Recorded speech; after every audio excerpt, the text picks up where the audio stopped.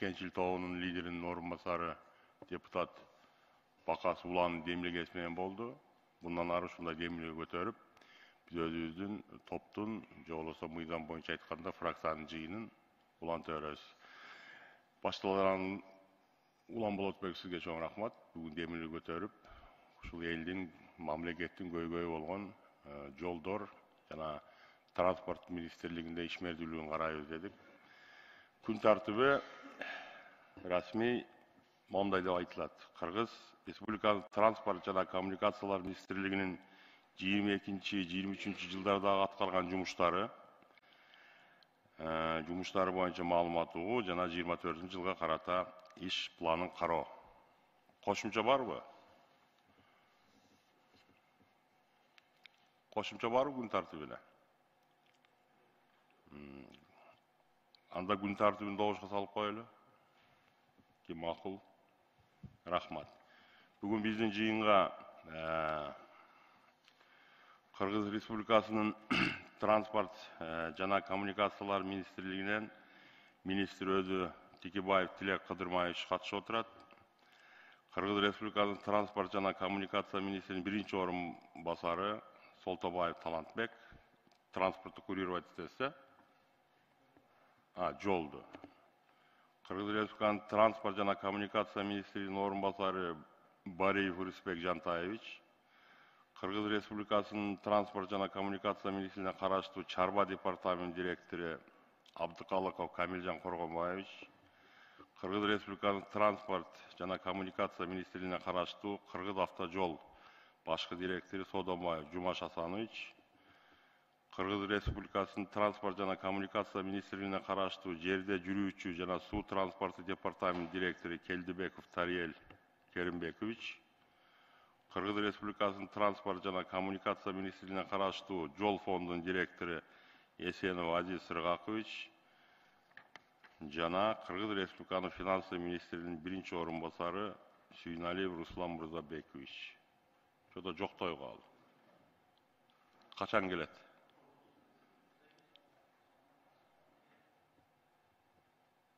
Качан келет? Министрден кийин келе калды. Эмне?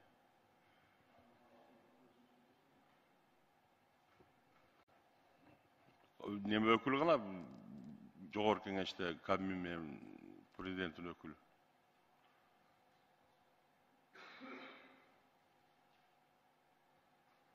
Кана ал катышып отуруш керек да бул жерде.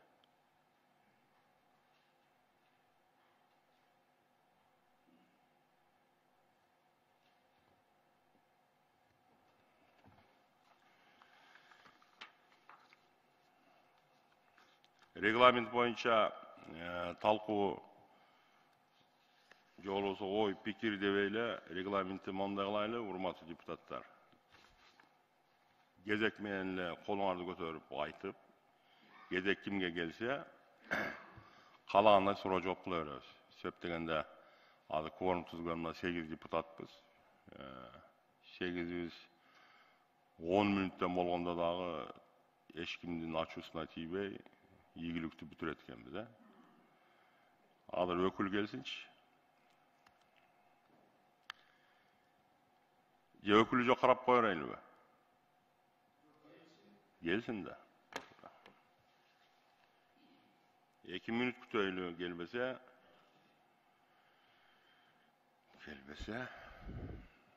дагы сунуш болот.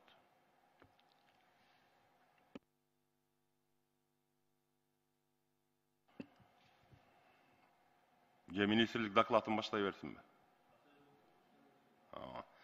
Докладка канча мүнөт, урматтуу министр? Маселени түшүндүңүз да, даярдангансыз, туурабы? Жарайт. Азыр 1 мүнөт каякта жүрөсүңөр? Отурбайсыңарбы?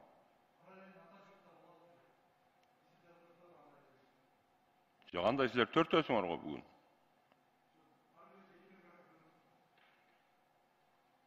Отурун. Сөз сизде, урматтуу министр.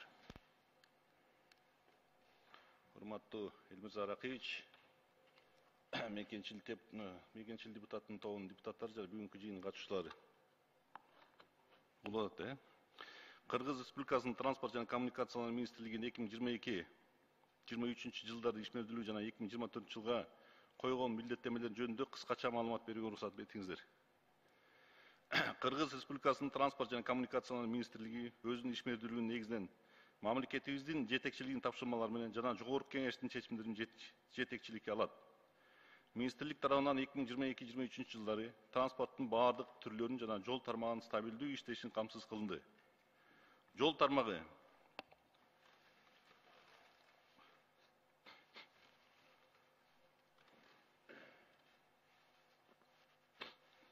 тармагы жалпысынан 2022 жылы жол тармагына 8 миллиард 76 миллион 492 миң сом, 2021 жылы болсо 3 миллиард 623 миллион каражат бөлүнүп берилди. Анын ичинен учурда бюджеттин жолдору кармоого 2 миллиард 844 миллион сом, бул 2021 жылы болсо 1 миллиард 558 миллион сом, ал эми капиталдык салымдардын эсебинен жолдордун курулушуна 5 миллиард 231 миллион 600 миң сом бөлүндү. Бул мурдагы жылдарга салыштырмалуу 2,3 эсеге көптүк кылат. Бул каражаттарга 382,10 километр жол асфальт катмары төшөлдү. Мындан сырткары инвестициялык долбоорлор боюнча 106 километр төшөлгөн. Бардыгы 488,6 километр түзөт. 2023 жылдын 1 январына баштап жол фонду жөнүндө мыйзам күчүнө кирген. Алдын ала прогноздор негизинде 2023 жылга республикалык бюджеттен жол тармагына 3 миллиард 50 миллион 700 миң сом жол фонд аркылуу бекитилип берилген. Анын ичинен учурда бюджет боюнча 2 миллиард 50 миллион сом, ал эми капиталдык салымдар беренесинен 1 миллиард сом каралган. Бирок мамлекетибиздин жетекчилигинен койгон милдеттеринин алкагында жол тармагы 10 миллиард сомдун тегерегинде каражат талап кылынган.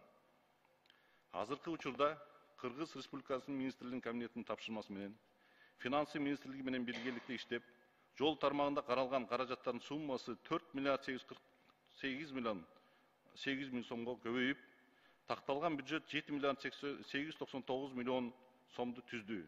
Же бекитилген бюджетке караганда 2,6 эсеге өстү.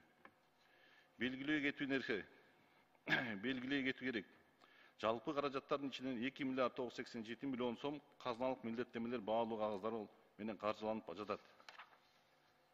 2023 жылдын 11 сентябрына карата жол тармагын 5 миллиард 477 миллион сом каржыланды.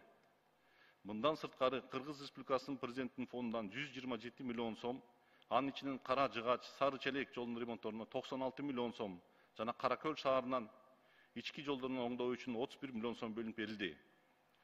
8 айдын жыйынтыгында менен республикалык бюджеттин эсебинен жалпысы 465,9 чакырым жолдорду орто ремонт иштери жүргүзүлдү. Анын ичинен асфальт төшөө 418,3 чакырым, анын ичинен республикалык бюджеттин эсебинен 243,1 чакырым, инвестициялык долбоорлор боюнча 118,6 чакырым, нарын шаарларынын жолдорун демирлөөчү 8,6 чакырым, регионалдык аэропортторго 48 чакырым асфальт төшөлгөн. Жол бетин бодурлоо, ШИПО 34,6 чакырым, шагыл төшөө 13 чакырым. Мындан сырткары 127,8 миң чарчы метрге аңгек чөңгөктөрдү жамоо иштери бүтүрүлдү. Аткарылган жумуштардын көлөмү былтыркы жылдын 8 айынын деңгээлине жүргүзүлүп жатат. Акыркы 2 жылдын республикалык бюджеттин эсебинен ата мекендик куруучулар күчү менен чоң долбоорлор ишке ашырылып баштады. Алардын ичинен белгилей кетсем, Балыкчы Бөкөнбаев Каракол, Ош Баткен Разаков автожолунун 13 километр аралыгында асфальтталып, 1-катмары басылды. Ала Букка Жаңы Базар Кировка автожолунун 0-100 километр аралыгында капиталдык оңдоо иштери аткарууга долбоор даярдалып бүтүп, куруу иштери башталды. Нарын Баетов автожолунун 36 километр аралыгында оңдоо иштери аткаруула жана башка объектилер. Ошондой эле Кыргыз Республикасынын ички аэропортторун ишке киргизүү максатында Талас, Жалал Абад, Кербен шаарларына жана Казарман айылынын аэропортторунун үчүн тилкелерин жана перрондордун асфальт төшөө иштери аяктап, Нарын аэропортунун иштери кызуу жүргүзүлүп жатат. Быйыл Төө Ашын тоннелдин оңдоо аткагында 2,6 чакырым тоннелдин ичине асфальт төшөлүп, жарыктандыруу системасы толугу менен алмаштырылды. Кыргыз Республикасынын министрлигинин кабинетинин 2023 жылдын 6 мартында 95 тескеменин негизинде 2023-26 жылдарга жол техникалар жана жабдыктарды сатып алууга 4 миллиард 782 миллион сом каражат каралып, Быйыл 265 дана техника жана жол куруучу жабдыларды республикалык бюджеттин эсебинен сатып алынды. Мындан сырткары да 453 дана техника 2024 жылы алышы күтүлдү. Инвестициялык долбоорлор боюнча 2023 жылдын жалпысы 150 чакырымды ашык жолдордун салынышын күтүлдү. 8 айдын жыйынтыгы менен 118,6 чакырым асфальт төшөлдү. Түндүк түштүк альтернатив жолдо курулуу алынкагында Көгар ташуусунун 3890 метрлик тоннель толугу менен казылып бүтүлүп, бетондоо жана башка инженерлик жумуштар аткарылды. Бишкек Ош автожолунун 246 чакырымдагы көчкөгө каршы галерея курулуп бүттү. Бишкек Карабалта, Жалал-Абад Маданият жолдорунун курулушу толугу менен бүтүлдү. Калган долбоорлордо иштер кызуу улантылып жатат. Транспорт тармагында азыркы учурда республикада 1837 калктуу коңуш бар. Анын ичинен 1661 калктуу конуш автобустук каттам менен камтылган. Бул 91% түзөт. 1011 автобустук каттам, анын ичинен эл аралык шаардык автобус жана троллейбус каттамдары бар. Учурда 993 каттам иштеп жатат. 2023 жылы башка мамлекеттер менен соода экономикалык кызматташтыгы өнүктүрүү максатында 39.840 уруксаат бланктар алынган. Андан сырткары мурдагы жылдарга Кытай эл республикасына алынып, колдонулбай калган 49.991 уруксаат бланктары узартылган. 2023 жылдын 8 айында автомобиль транспорт менен эл аралык жүк ташууга 63.611 уруксаат бланк берилген. 2023 жылдын 8 айында кыргызстандык автоташуучулар 138.742 рейс аткарып, 2.349.643 тонна жүк ташылды. Жүк ташуунун жогорулашы өткөн жылды ушул мезгилинде салыштырмалуу 450.657 тоннага көбөйгөн. Транспорттук көзөмөл жүргүзүү боюнча Кара Кече Дыйкан автожолунда Турускул транспорт көзөмөлдөө посту альтернатив түндүк түштүк автожолуна жайгаштырылып ишке киргизилди. Мындан сырткары Ат башы жана Гербен посттору иш режиминде киргизилди. 2023 жылдын 8 айында транспорттук көзөмөлдү күчөтүү натыйжасында 2022 жылдын 8 айында салыштырмалуу тартип бузуулар 4 эсеге ашык катталган тартип бузуулар боюнча протоколдор түзүлүп, айып пул 33 миллион сомго салынган. Жолго келтирген зыяндардын ордун толтуруу боюнча жыйым 2022 жылдын 8 айына анда 9 миллион сом эле болчу эле, салыштырмалуу 3 эсеге көп кылым салынган. Темир жол тармагында Кытай, Кыргызстан, Өзбекстан темир жолу куруу долбоор боюнча Кытай темир жол курулуш корпорациясынын биринчи долбоор изилдөө негизчилиги тарабынан аткарылган техникалык экономикалык негиздеси менен ТО жыйынтыктоочу варианты кабыл алынды. Ага ылайык аталган темир жолду курууга болжолу 4,5 миллиард АКШ долларын талап кылынат. Балыкчы Кочкор Кара Кече долбоордун ишке ашыруу биринчи этабы катары Балыкчы Кочкор темир жолунун узундугу 63 чакырымга жакын бөлүгүн куруу иштери 2022 жылы башталган. 2020 жылы Кыргыз темир жолу улуттук компания мамлекеттик ишканасынын тарабынан Балыкчы Кочкор темир жолу 5 километр курулду. Азыркы учурда 5ден 15 километрге жолдун төмөнкү конструкциясы төшөө иштери жүргүзүлүп жатат. 2023 жылы 15 чакырымдай темир жолду куруу пландалды. Министрликтин 2024 жылга карата иш пландары. Жол тармагы боюнча 2024 жылы жол фонд каржы булактары 3 миллиард 980 миллион сомдон ашык каражат түшүнүү күтүлдү. Бул каражаттарга 2024 жылы 200 чакырымдан кем эмес жолго асфальт төшөө иштерин бүтүрүү. Анын ичинде Балыкчы Баканбаев Каракол, Нарын Баетов, Алабука Жаңы Базар Кировка, Бишкек шаарында профсоюзный көчөсүнүн уланысы жана башка негизги приоритеттүү жолдор курулушу пландалды. Ош Баткен Разаковдон 28-75 участагынын 13 чакырымдын 2 катмарын бүтүрүү. Балыкчы Чолпонтак Орумдудан 0-дон 104 километрдин жолунун реконструкцияларын бүтүрүү. Инвестициялык долбоорлор эсебинен түндүк түштүк альтернатив жолдун курулушу толугу менен бүтүрүү, анын ичинде Көгар ташуусунун тоннелди толугу менен бүтүрүп, эксплуатацияга берүү. Талас-Тарас автожолунун 82 чакырымы салынып жаткан Урмала дарыясынын көпүрөнүн толугу менен бүтүрүү. Түп кеген 39-дан 76 километрге чейин Каркара Турук Сары Жасдан 0-дон 13 километрдин жолдорун реконструкция улантуу. Автомобиль транспорт тармагында автобустук маршруттарды тейлөө үчүн электрондук конкурс маалымат системасы ишке киргизүү. жүргүнчүлөрдү ташуу кызматтарын көрсөтүү үчүн мобилдик тиркемени иштеп чыгуу, республикалык боюнча бирдиктүү такси кызматын түзүү, айдоочулар менен иштөөнү автоматташтыруу жана заманбап маалымат базасын түзүү, жүргүнчүлөрдүн коопсуздугун жогорулатуу, ден соолугу мүмкүнчүлүк чектелген жарандардын үчүн шарттарды түзүү, GPS навигация менен унаалардын каттамын көзөмөлдөө мүмкүнчүлүгүн киргизүү, темир жол тармагында Кытай, Кыргызстан, Өзбекстан темир жолун куруу боюнча мамлекеттик аралык келишимдерди кол коюу жана анын финансылык моделин иштеп чыгуу боюнча иш алып баруу, балыкчы Кочкор темир жолунун курулушун улантуу жана балыкчы Кочкор Каракечи темир жолунун курулушуна инвесторлорду тартып иштерин жүргүзүү. Көңүл бургуңуздарга чоң рахмат. Так, рахмат, урматтуу министр. Доклад түшүнүктүү эле болду окшойт, мындай сураныч, урматтуу депутаттар. Кишини отургузайлы, себептегенде кагаздарын карап, мындай татык туурак жооп берсин. Трибуна отура бериңиз. Трибунаны бардыгыбыз билебиз, могул жерге келгенде бут кылтырап кетет. Суроо жооп көтөрөлү, уруксат болсо. Биринчи жазылган Улан Болотбекович Бакасов, сизде. Рахмат, урматтуу Элмир Акиевич. Саламатсыздар, урматтуу депутаттар, чакырылгандар. Урматтуу Тилек Кыдырмаевич. Айтсаңыз, 2020 жылга титулдук тизмеге кирген жана капиталдык салымдар беренесине кирген Кыргызстанда жасалып турган жолдордун узундугу канчасы жасалды, канчасы жасалат жылдын айына чейин? Жасалбай калса, эмне себептен жасалбай калды? Эмне себеп жасалбай калды?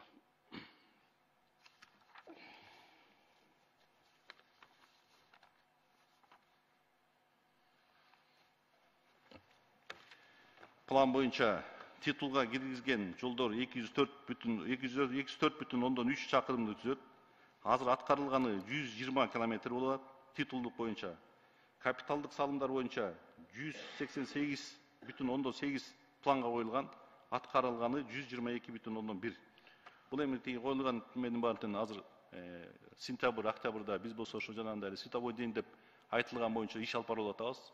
Жумушубуз болсо биздики жанагы асфальт заводдордо 4:30 башталат таңкы. Ошо менен кечки саат 8-9-дарга чейин иштеп атат. Буюрса бул немеден коюлган титулдук немесин баарын аткарганга биз даярбыз. Рахмат. Ошондо азыр 50% аткарылыптыр иштин, туура айтамбы? 61,5% аткарылды. Жылдын айына чейин толугу бүтүрөбүз. Буюрса. Айтасызбы, Нарын областы боюнча канча километр каралган титулдук тизмеге жана капиталдык салымдар беренесине? Канча иш аткарылды, канча иш аткарылат? Нарын боюнча 28 километрди коюлган. Азыр болсо иштер кызуу жүрүп атат. Аяктан ошол область боюнча. Ошо область боюнча айтып атам. Немеси 20-30%га жакын аткарылыптыр. Азыр иш ошол жакта да кызуу жүрүп атат. Рахмат. Айтып берейин. Нарын область боюнча, Ат баш району боюнча ачык айыңды терек суу Калининде 3 километр жасалыш керек эле, 2,5 километр жасалып, 5 метр бүтүн жоктугуп турат дейт. Андан тышкары Калинин Кызылтуу погранич 3 километр жасалыш керек эле. Бүгүнгүгө чейин основаниясы кылынган, бирок асфальт басылган элек. Ошондой эле Ат баш ичи 3 километр жасалыш керек эле.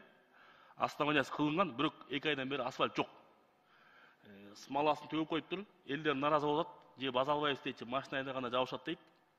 Ушул нерсе. Андан тышкары Казыбек Кызылтуу боюнча 5,3 километр жасалыш керек эле. 1 метр жасалып элек. Булар качан жасалат? Ат баш району боюнча. Сен жооп бересиңби? Саламатсыздар, урматтуу депутаттар. Талан Солтобаев, министрдин биринчи орун басары, жол тармагын көрсөтөт. Мен жооп берип коеюн, Улан Болотбекович. Ат башы боюнча жумуштар жүргүзүлүп жатат. Жанагы сиз айткан жолдордун основаниясы даяр болгон, асфальтты жакын арада базабыз. Себеби эмне үчүн биз Ат башы району кичине кармалып калды. Бул жанагы биз приоритеттеп Нарын шаарында аэропортту салып атабыз. Ошо заводдорубуз ошол жака иштеп атат. Анан Нарын шаарынын ички көчөлөрү бул дагы приоритеттеп кеткен. Ат башыдагы жолдордун основаниясы даяр. Жанагы сиз айтып кеткен Ат башынын ичиндеги жолдордо 3 километр каралган, анын болсо 450 метри уже салынды, Улан Болотбекович. Мен дагы бир жолу тактадым жана сиз менен сүйлөшкөндөн кийин. 450 метри салынды. Бул жумуштар Кудай буйрса график боюнча бүткөрүлөт. Ушунда бүтүрөсүңөр быйыл, Быйыл бүткөрүлөт. Билесиздер, нарын ат барыш жергесине суу эрте түшөт. Ушуну эртелеп берип койсоңуздар. Андан тышкары Нарын району боюнча Орто Нура, Чет Нура жолунда 3 Нура жолунда 7,3 километр тизмеге кирген эле да. 2,5 миллион сом эле бөлүнгөн. Иш жок. Быйыл бүтөбү, бүтпөйбү? Чет Нура боюнча бул капиталдык салымдар тизмесине кирген Улан Болотбекович, бирок каражат маселеси ал жерде каралган эмес. Жылдын башында капиталдык салымдар беренесинде 1 миллиард сом каралган. Азыркы учурда 1 миллиард 300 миллион сомго чейин көбөйтүлдү, баягы улам объектилер кошуп. Ошол көбөйтүлгөндүн ичинде мына жакын арада эле сиздин жардамыңыз менен 5 миллион сом каржы министрлиги кошуп берди. Болгону 5 миллион сом. Ошол 5 миллион сомдун тегерегинде андан ашыгыраак аткарганга аракет кылабыз. Ошонун негизинде биз тийиштүү закупкалар жүргүздүк, азыр жумуштар башталды. Рахмат. Эгер акча көбөйсө, Улан Болотбекович, Минфин отурат как раз. Кошумча иштерди аткарганга даярбыз. Минфинден отурат. Айтсаңыз, Алтынбек мырза, капиталдар салымдар беренесинде 3 Нура автожолунда 7,3 километр каралган эле да. 5 миллион сом эле бөлүндү. Дагы бөлүп бере аласыздарбы? Эми бүгүнкү күндө биз негизинен финанс тармагына казыналык милдеттенмелер аркылуу 2 миллиард 987 акча карап бергенбиз. Анан кебирки баягы ички жолдор бизде өзүбүздүн бюджеттен 1 миллиард 300 каралып, ошонун ичинен сиз айткан жолго 5 миллионду карап бердик. Могу бюджетке дагы өзгөртүүлөр кирип, жакында кошумча алымчалар болот. Ошол мезгилде кошумча каражат болуп калса, дагы карап бергенге аракет кылабыз. Талант мырза, айтсаңыз, канча акча карат келет ушул 7,3 километрге? 50 миллион тегерегинде кетет. 1 миллион каралып атат. Алтынбек мырза, карап берип коңуздарчы ушу жолду.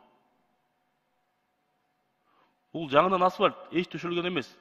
Кайрадан базылган жок. Карап берип коңуздарчы, сураныч. Рахмат. Талант мырза, айтсаңыз, Нарын шаары боюнча канча километр бүтүш керек эле, канча километр бүттү, эми дагы канча бүтөт?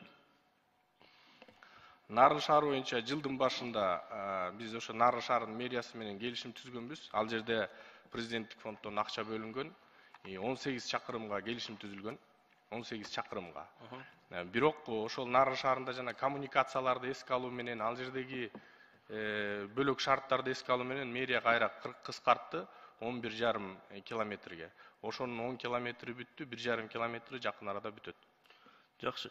Орозбаков көчөсү дагы бар. 1,80 метр. 1,2 километр. Ал жерде дагы жер иштери бүт баары даяр болду, асфальт калды. Кудай буйрса анда бүткөрүлөт. Сиздерден сураныч, эртелеп берип койсоңуздар, себеп дегенде суу эрте түшөт. Андан тышкары 3 көпүрө бар эле. Ачык айын көпүрөсү, ат башыдагы Нарын районунда 2 Нарын көпүрөсү жана Лахол көпүрөсү. Ушу көпүрөлөрдүн тагдыры кандай болду? Айтып коесуздарбы? Көпүрөлөр боюнча.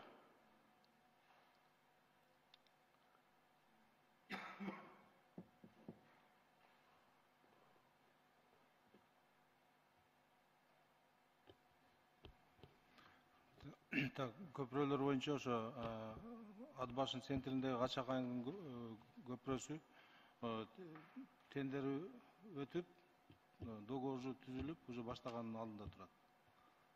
Рахмат. 2 Нарын көпүрөсүчү? Көпүрө чүйүнүп калды. Анын проектин жасатып атабыз. Быйыл коюлабы тендерге? Жок, быйыл проектин жасатып туруп, анан кийинки жылдан. Көпүрө түшүп калсачы, жок болуп калса кандай болот? Эми анын проектин жасап атат, эми көрүп эме кылайлы, акчасы да каралган эмес. Ошо акчасы каралган да негизи, Каралган эмес. Каралган эмес беле? Кийинки жылга пландаштырып атабыз. Лахол көпүрөсү, Лахол. Лахол ал проектси бүткөн, экспертизден өткөн, тоже тендерге койдук. Мына казыналык милдеттенмелер чыккандан кийин уже көп подрядчиктер бизге тендерге катышпай ушу 2 жолу койдук, тендерден өтүп катыша албай атат. Рахмат, ошо эртелеп койсоңуздар.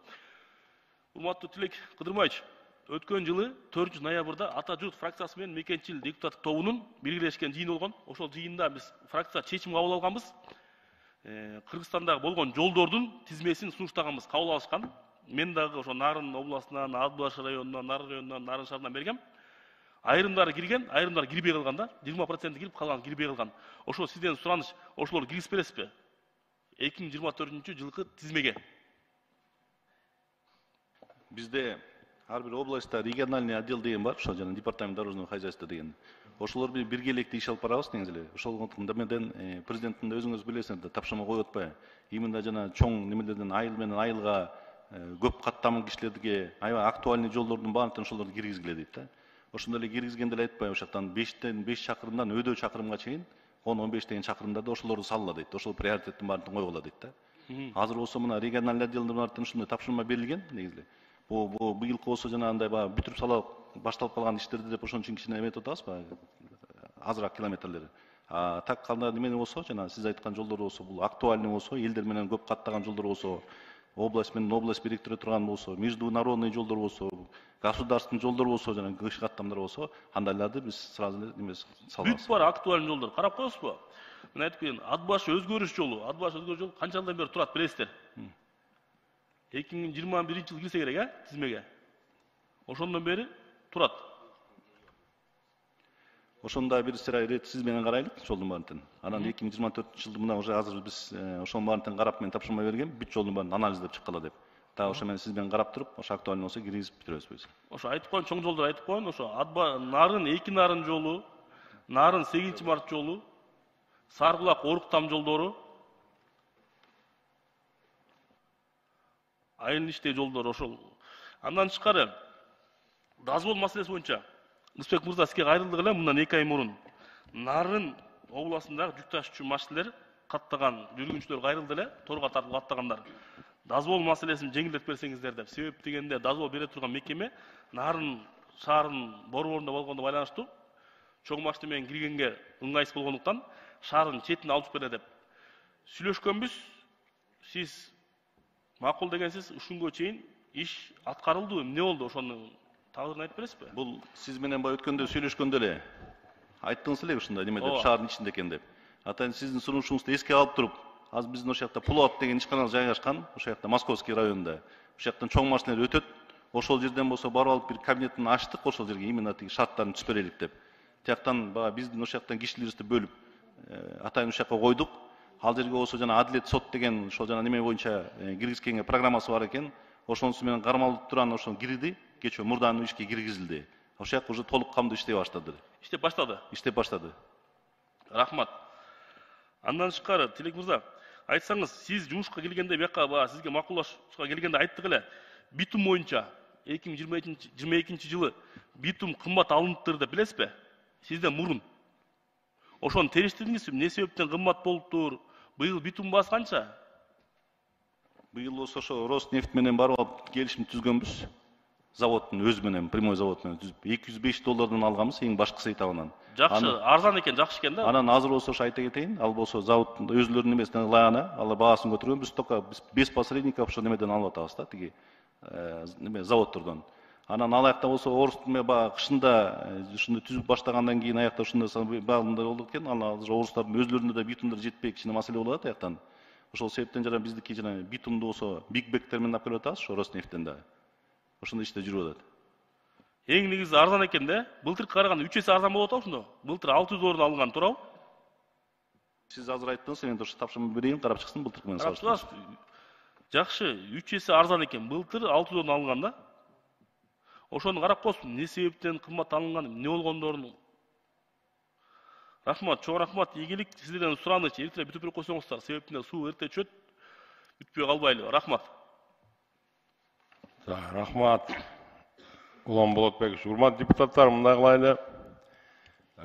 Мен министрди кечеден баштап 1,5 саатка өкмөт башчысынан сураган бул кишинин бир эл аралык жолугушуу бар экен, комбиндин атынан кол коёбу экен, аны тактаганым жок.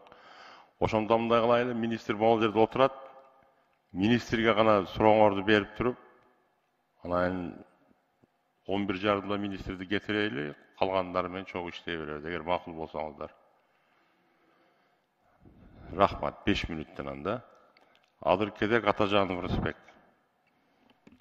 Чоң рахмат, Элмирза Ракиевич, урматтуу депутаттар, урматтуу бүгүн жыйын катышуучулары.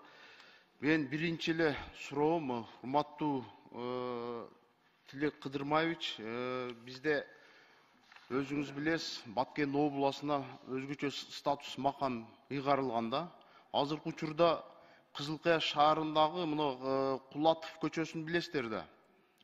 Бул Ош Исвана Баткен автожолу. Ошол жерде бир да светофор жок да. Мен сиздерге кайрылдым эле. Адамдын өмүрү менен ушундай бир жаман иш-чаралар болуп атат, ДТП. Бир да светофор коюлу элек да азыркы күнгө чейин. Андан тышкары ошол Кызылкая шаарындагы Жусубаев көчөсүндө 6 километр асфальт жол бул Өзбекстан Республикасына чектеш каралган да. 800 километр калып кетти ошол жолчу. Азыркы күндө эмне себептен калып кетти?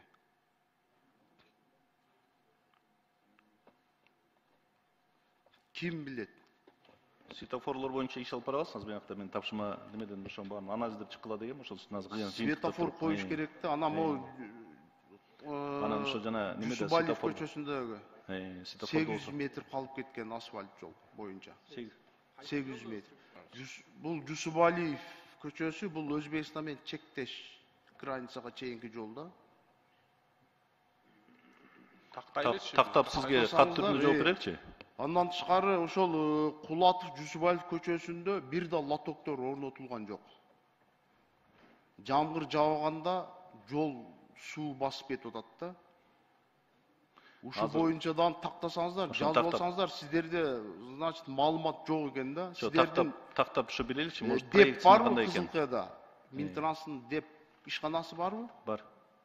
Ошо боюнча тактасаңыздар, андан тышкары ошол караван айылынан баштап Кызылкая шаарына чейин мурунку кайсы ишкана уткан ошо автожолду арчаларды эгип кеткенде азыркы учурда кургап калды. Тротуарлар жок. Бул боюнча ким иш алып барат? Ошо башында салып атканда ошо проектси кандай экен, ошонун баарын тактайык. Сиз айткан сунуштун баарын карайык. Тактасаңыздар, андан тышкары Кадамжай шаарындагы Кадамжай районунда да 46 жол тейлөө ишканасынын балансында турган жолдордун тизмеси бар. Мендечи. Кызылбулак Тамаш автожолу, бул көтөрмө айыл өкмөтү 2 километр. Титулдуу тизмеге киргенби бул сиздерде? Кирген, а? Андан тышкары Жиделик Аккый автожолу, эр аралык маанидеги жолда бул дагы. Киргенби?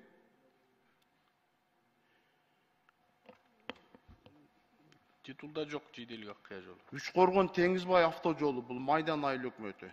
Үчкоргон Теңизбай кирген. Кирген 2 километри. 2 километр. Үчкоргон Чабыбай автожолу 1 километр. Жок, кирген эмес. Бунда киргизиш керек да, бул Чабыбай айылы тоодун башында да жол абдан начар да. Ушунда жазып алсаңыз, Чабыбай айыл өкмөтү, Үчкоргон Чабыбай автожолу 1 километр.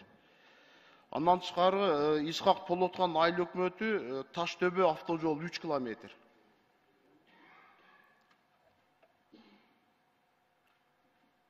Киргенби? Жок, кирген эмес. Бунда киргизиш керек да, бул мектептин жанындагы айылда. Алга айыл өкмөтү Шывыран автожолу 1 километр. Жок. Бирлик айыл өкмөтүндө Сур Ормош Сырт айылы 2 километр. Мен мурдагы жылы мен кат жолдогонмун, титулдуу тизмеге кирген эле да, эмне себептен кирбей калды? Спесович, биз эми титулда суранычтарды көйгөйлөрдү четинен эске алып чечели, баарын бир моментте киргизгенге канчалык мүмкүнчүлүк болот? Мүмкүнчүлүккө Приоритетине караша карайлы. Анан могу Айдеркен шаары бирлик айыл өкмөтү Жалмоло Тескей жолу мына дүйшөмбү күндөн башталат экен, 3 километр. Жалмоло Тескей жолу киргизилди, сиз сунушуңуз менен иштер жүргүзүлдү. Ушу боюнча бизде кар эрте жаайт да, ошону да бир көзөмөлгө алып эртерээк баштасаңыздар жакшы болот. Андан тышкары Кан Бурбалык 1 километр, Кыргыз кыштагы айыл өкмөтү, Советский айыл өкмөтү 1 километр. Бул Советский айыл өкмөтү да бир тоодун башында да. Актурпак айыл өкмөтүндө Өтүкчү Чоңгара 1 километр.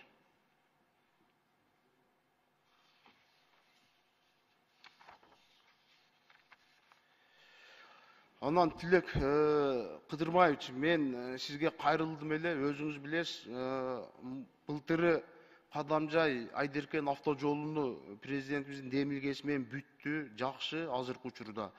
Ошондо мен кайрылдым эле. Жанакы ошол ишкана Айдеркен шаарында шагал карьер куруп, 3 километр жолду талкалаган депчи. Орун басарларга да кайрылдым эле да. Ховалар менен асфальт ташып, шагыл ташып, Айдеркен шаарында Тынчтык көчөсүндө талкалап жүрбөй калды жарандар азыркы учурдачы. Ошону кандай кылып бүтүрөбүз? Жана бул туура замечание. Анан азыр болсо жана мен докладымда окуп кетпедимби?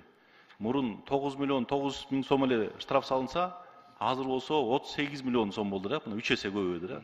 Азыр өзүңүздөр билесиңер, бүт баарын ушундай биз катуу көзөмөл кылып, штрафтын баарын көбөйтүп атабыз азыр буюрса. Ал жакка да буюрса жетебиз, баарын жетип алып, ал жактын баарын текшерип, ушундай штрафтын баарын салабыз. Азыр да мына бул демесин биздин ошо департамент наземный водный транспортунда ошо немесин күчөтүп берип атабыз, тиги техникаларын, мобильныйларды күчөтүп берип атабыз. Анан жанагындай тиги биздин штрафтарыбыздын баарын ошо салып, анан жана грузоотправительдерге ошолорду да айып пул салалык деп да биз силерге сунуш киргизип атабыз. Биз ошолорду колдоп берсеңер, буюрса ошол маселе чечилет да. Биз алдына койгон пландарыбыз бар да. Эми мындай келишим түзгөндө бир фирмалар менен сөзсүз түрдө кайсы жолдон өтсө ошол жолду бүтүрүп кетиш керек да, негизичи талкалап таштап кетпейчи. Ушун көзөмөлгө алып, ошол Айдеркен шаарындагы Тынчтык көчөсүндө жолду бүтүрүп берсеңиздер жакшы болот эле. Ошол ишканага айтып туруп, кайсы фирма тендерден уткан, жүрүү болбойт. Мен өзүм да барып көрдүм да, машина жүрүү болбойт. Ушунчалык жаман кылып кетиптир. Эми элдер кайрылып атат да. Анан Тарел Керимбекович, мен сизге да суроом. Мына өзүңүздөргө белгилүү болгондой, 2-3 күн мурда Баткен областындагы көмүр мафиясыны биздин урматтуу генералыбыз Камчыбек Кыдыршаевич бүт баарыга бөгөт койду да. Баткен областында оор жүк ташуучу машиналардан канча штраф түштү?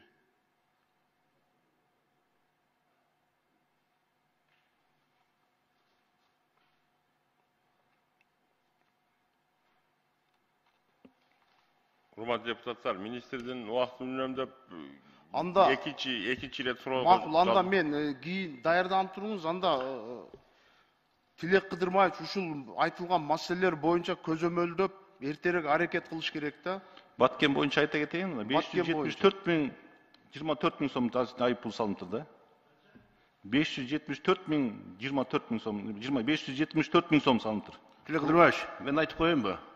Бул Баткен областы боюнча былтыркыга салыштырмалуу, былтыры ошол мыйзам бузуучулар 114 техника аныкталган болсо, быйылкы күнгө мына 8 айга 463 машина, 463 протокол жазылган. А былтыр суммасын караганда 1 миллион 499 миң былтыркы 8 айлыкка штраф салынган болсо, быйылкы жылы 2 миллион 824 миң сом штрафка. Бардык жерде биз республика боюнча күчөтүлдү көзөмөл. Ошол баягы былтыркыга караганда Тилек Кыдырбаевич айткандай, мына 8 айга 8 миллион 408 миң болчу болсо, а быйылкыга 33 миллион 292 миң. 408%ке биз быйылкы иш алып барууда жыйынтыктар чыкты, пайыз менен эсептегенде. Бул Тарел Керимбекович, бул абдан аз да. Мен эми Баткен областын жакшы билем. Күндө бир 200-300дөн машиналар өтөт да, оор жүк ташуучу. Анан ошо Баткен областынын жетекчисини тез аранын ичинде алмаштырыңыздар.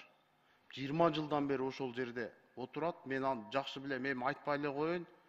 Тез аранын ичинде алмаштырып, бир жашыраак иштей турган чечкиндүү патриот жигиттерди койбосоңуздар, жолдорубуз талкаланып кетет.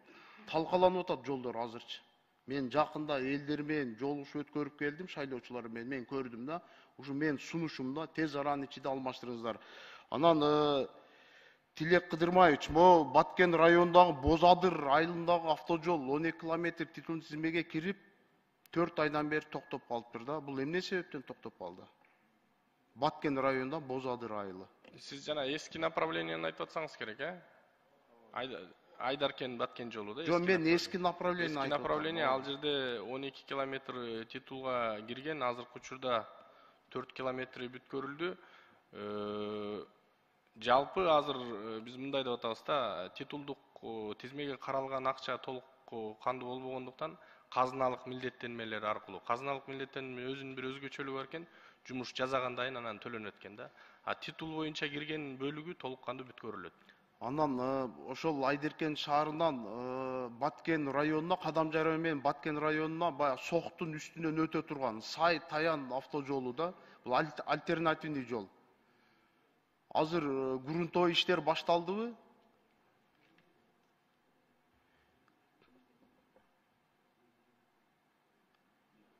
Сай Таян жолу бул негизи мурунтан эле проезд бар азырчы. Анан Баткен областында 50-гө жакын объект башталган да, бул 2-3 жылдан беричи. Анан бардыгы эле толук кандуу бүтпөгөндүктөн быйыл биз жанагы күч органдары менен да кеңешип эң приоритеттүү кайсы жолдор деп 20 жолду бекиткенбиз, четинен бүткөрөлү депчи. Ошол жумуштар бүткөндөн кийин толук эмес бүткөн жумуштарды улантабыз. Mo Сай Таян автожолунан эртерээк бүтүрүш керек да, эми Сох бул анклав болуп атпайбы? Эми мамлекетибизде тынччылык эле болсун. Былтыркы каргашалуу кандуу окуяда Тажикстан Республикасы менен жабылып калды го, өзүңүздөр билесиздер да. Ушундай жолдордон аракет кылып, жок дегенде грунтовый жолдорду жасап, чоңойтуп койсок жакшы болот эле, эми келечекте асфальт кылсаңыздар.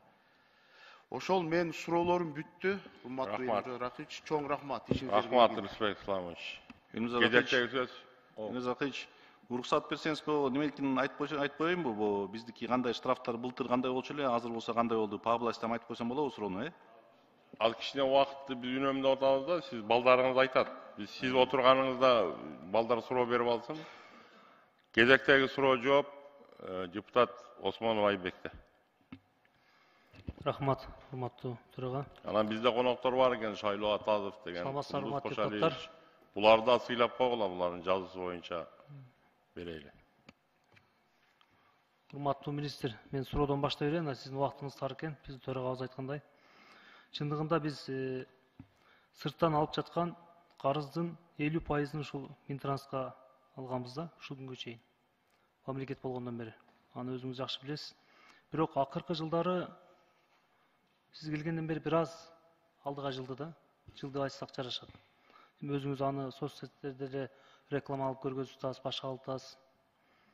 Кээ бир кемчилик жактарыңыз дагы бар. Башталган жерлер кайра башынан болгон жерлер деле бар. Мен сизге суроо берейин. Сиз жогоруда айтып кеттиңиз да, титулга киргизилген жолдордун бардыгы буюрса быйыл бүтүрөбүз деп.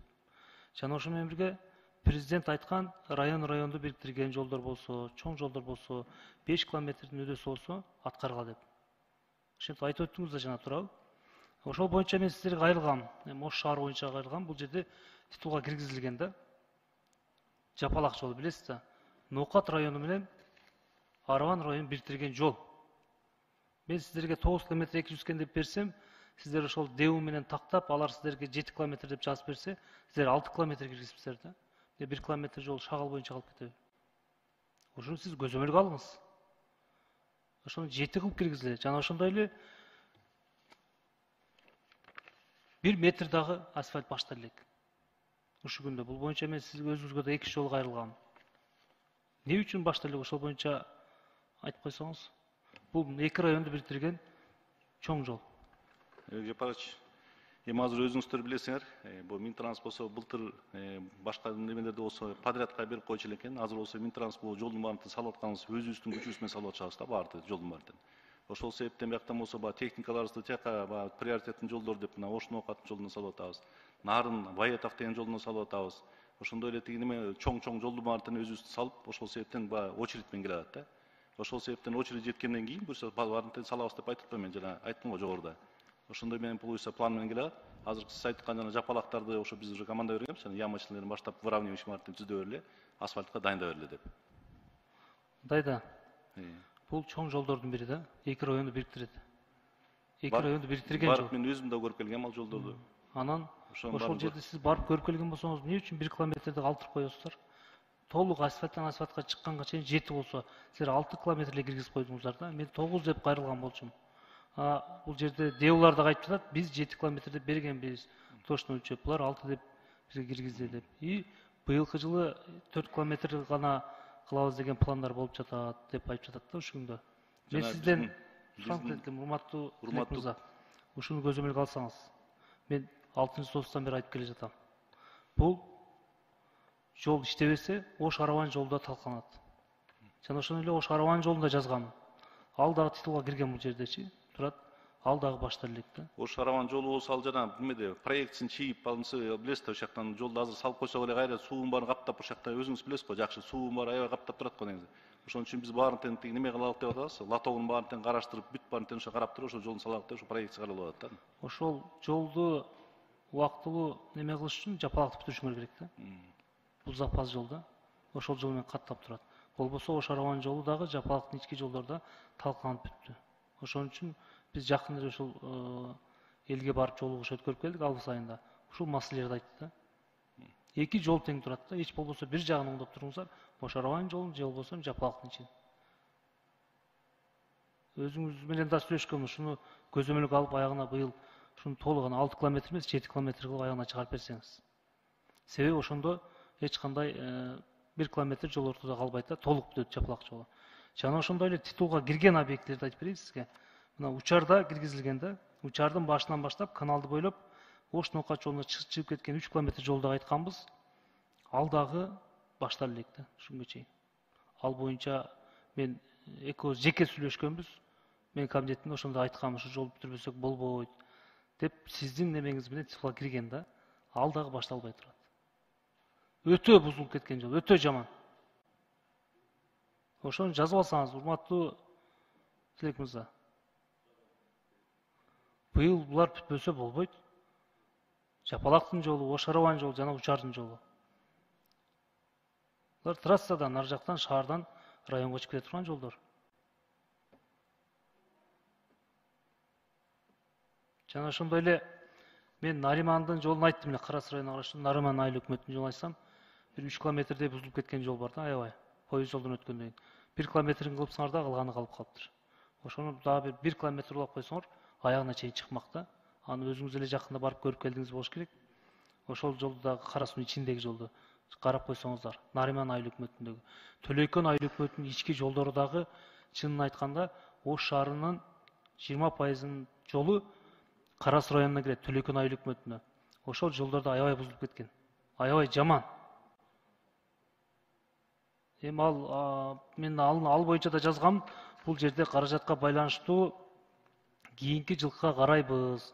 2023 жылы утурумдук оңдоо иштеринин эсебинен оңдойбуз, тейлейбиз деп турасыңар да, жатасыңар. Бирок ал жерде ямыш ремонттан болду элек. Ошону да бир көзөмөлгө алсаңыздар.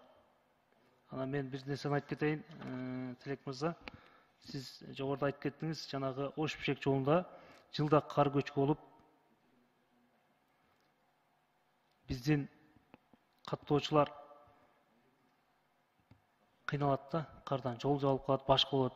Ошо быйылкы жылы ошо кар көчкүнү тоосуу боюнча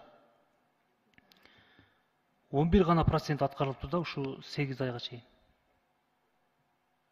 Калган пайызын кайтып аткарасыңар. Силер берген отчет боюнча мына.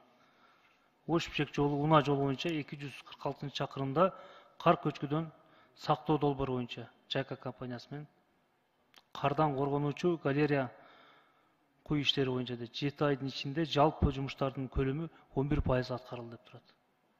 Ал эми Айбек Жапарович, 246 километрде Бишкек Ош жолунда мына өзгөргө жана мен жогоруда айтып кетпедимби, тиги неме деп, бүткөн галерея бүттү деп жана Жайка компаниясынан. Ошондой эле Жайка компаниясынан баса биз былтыр артырып жана ошо кар көчкүлөр боюнча сактоо иштерин жана кол коюшуп келгенбиз. Алардын ошо графиги боюнча азыр ылайык келе атат. Бул 2 жылдын ичинде бүтө турган иш, графиги менен келе атат. Мен айткан анан дагы жана жогоруда айтып кеткен ошо суроого айтып кетейин. Өзүңүздөр билесиз, ошо президент болсо азыр биздин урматтуу президентибиз айтты го, бүт асфальттын баарын тең бүтүрөбүз депчи, жолдун баарын тең бүтүрөбүз деп. Анан буюрса эми ошондо кичине неме менен иштин баарын тең мына буюрса баштадык. Бүт баарын пландап, бүт баарын уже бүтүргөнгө даяр болуп атабыз. Мында келерки жылда 453 техника алалык деп атабыз. Техника баарын тең күчтөлүк деп атабыз. Заводдорубузду мына 3 завод алдык, дагы 4 завод алабыз. Ошондо буюрса бүт айтылып аткан жолдун баарын тең депутаттар айттырбай эле өзүбүз эле айтып жасаганга жетишебиз буюрса. Туура айтасыз. Негизи ошондой болуш керек. Аткарылбайгына байланыштуу биз депутаттар мыйзам чыгаруучу жана ошондой эле көзөмөлдөөчү жана элдин үнүн жеткирүүчү органбыз. Биз элди кыдырганда эл бизге ушуну айтат. Биз ошону силерге жеткирип жатабыз. Кээде сиздердин дагы жергиликтүү жетекчиңер жакшы карабай калат, жакшы иштебей калат, жогоруда да кайтып кетти менин коллегаларым. Ошого байланыштуу биз да кайтып турсак, сиздерге ачкычы болбойт. Негизи иш бир аз жылды, мен жогоруда айткандай сиздин ишиңиз. Бирок мына мен айткан нерселерди сиз так кылып аягына быйыл чыгарбасаңыз болбойт. Түшүндүк. Мына кар көчкүлөр боюнча да айтып кеттим. Жана ошондой эле сиздер Ош Баткен Исфана жолун бүтүрүп эксплуатацияга бердиңиздер да туурабы? Баткен Исфана жолу боюнча. 75'ten 108'e çeyim mi? Aa. Бердиңиздер 75'ten 108'e çeyim belli. Берилди. Бирок ушул 7 жылда бүттү туурабы? Баш аяк болуп. Ал эми мага чейин бүттү, анда ошол Сизге мен чейин. билбейт экенмин тегин. Ош Баткен Исфана жолу боюнча 7 жылда силер эксплуатация берип өткөрдүңүздөр да. Бирок силер өткөргөндөн кийин Генеральный прокуратурадан 189 миллион зыян келтирилди деп иш козголду. Ошол боюнча маалыматыңыз барбы? Ал боюнча эми ИБРдин да ошо Исламский банк развитиянын комиссия келди, ал иштер жүрүп атат, ошол жактан текшерүү иштери жүрүп атат. Мен айтарым, ишиңиз көп болуп атат, бирок баардыгын сапаттуу караш керек, себеби жасалып бүткөндөн кийин артынан ушундай чыккан бир аз жагымсыз нерселер сизге да бизге да туура келбейт. Ишиңизге ийгилик андаша. Жогоруда мен айткан Кара Суу районундагы бардык жолдорду жана ошондой Ош шаарынын ичиндеги титулга кирген объекттерди караңыздар. Жана титулга эмдиги жылы киргизебиз деп кат бергенсиздер, ошолорду да караңыздар. Анан Ош Пишек жолунда биздин элдер эртең кышта жакшы өтүш керек. Кар көчүп, ал жерде калып калбаш керек. Жана сиз 11 айттым го 10% эле аткарылыптыр депчи. Ошону мүмкүн болсо күчөтүш керек. Себеби эртең кар көчкүдө калып кетсе, ошол жерде биздин жарандарыбыз кеңири ошол жерде тамактанып же башка кылып эртерээк чыкканга условия болуш керек да. Жайка компания менен бул боюнча иштеп жатасыздар. Билем, ушуну тездеткиле. Рахмат, ишиңерге ийгилик. Рахмат сиздин сунушуңузга. Биз мына былтыр болсо өзүңүз билесиз, кар көчкү аябай катуу түштү. Узакта болду, көчкүлөр да аябай түштү. Ошо мына Төө Ашыда түшүп аткан көчкүнү 1 саат, 2 сааттын ичинде болбой канча көп болбосун да мына тез чамда иштеп атып, тазалап аттык да. Буюрса эми быйыл да ошондон кем калбай да толук бүтүргөнгө аракет кылып турабыз. Рахмат. Кезектеги сөз депутат Атазов Шайлоо Карыбековичке. Чоң рахмат, урматтуу төрага Энгиз Аракевич, урматтуу депутаттар. Мен Тилек Кыдырмаевич, урматтуу министрибизге суроом. Биздин Свердлов районундан өткөн чоң магистраль бар. Дордой аркылуу Ысык көлгө. Ошол жол Минтранстын жолу же Көмүр базар, Таш базар, Жыгач базардын жолу. Качан тазалайсыздар? Ал жерде 2 саат пробка болуп атат. Мурунку жылы дагы фракцияда айтканбыз, чоң жыйында айтканбыз. Же күчүңөр жетпей атабы ал жерге? Эмне үчүн силер чоң трассаны Таш базар менен Көмүр базар кылып алдыңыздар? Өзү ар кандай министрди, урматтуу Элмез Аракевич, жанындагы шыбырагандар бузат да. Шеп мындай депчи. Мүмкүн министр интернеттен көрүп атабыз аракетиңизди. Мен азыр бул темага токтолом, областтагы жетекчилериңизди тазалаш керек окшойт. Ошо жооп берип койсоңуз, ушул трасса Көмүр базар болуп тазаланабы же машина өтөбү? Шайлоо Карыбекович, жол министрликке Мен карайт. суроону министрге бердим эле. Эгер оор келбесе, жооп берип койсо. Жооп бере берем, мен бияктан толук так маалыматты жооп бере берсе болбойбу? Өзүңүздөн уксам дедим эле да, алардан угуп эле жүрөбүз да биз. 1 жылдан беричи. Эмне үчүн Дордойдун жанындагы чоң жол? Ал жер боюнча биз болсо 200 предписание бергенбиз. Бизде управление контроля по надзору техники транспортной безопасности деген биздин управлениебиз бар. Предписание бердиңиздер, туурабы? Предписание бергенбиз. Предписание барган берген менен биздики болсо жана билесиз да, бул болсо мурун экотехинспекцияда каралчу, ошо управление контроля по управление по контролю транспортной безопасности деген ошол болсо Минтрансқа өткөндөн кийин жана ошо снос деген эмеси калып калыптыр. Ошону болсо мына силерге жакында киргизип атабыз, ошо сностун немесин бизге ошо немесин алып бергиле деп. Азыр болсо биз предписанияларын берип прокуратура менен чогуу иш алып барып атабыз. Түшүнүктүү. Ошол өзүңүз кандай деп ойлойсуз? Ушул чоң трассада, ошол объездде машина өтпөй эле чоң КАМАЗдар туруп алып туруп базар болуп кеткенин туура деп эсептейсизби? Жок, эми туура эмес, анан айтпайм ошо боюнча иш жүргүзүп атабыз депчи. Биз жазып алып туруп контроль кылып койсоңуз ошону, Кандай дейсиз? Жазып алып контроль кылып койсоңуз. Ооба. Ал же мүмкүн болбой калды өткөнгөчү. Мага ошол Энесай, Акбата конуштарынан аябай көп каттар келип атат. Анан экинчи нерсе, урматтуу министр, Мына Сосновка бар го биздин Сосновка. Ошонун өтмөгүндө электрондукка өтүштү.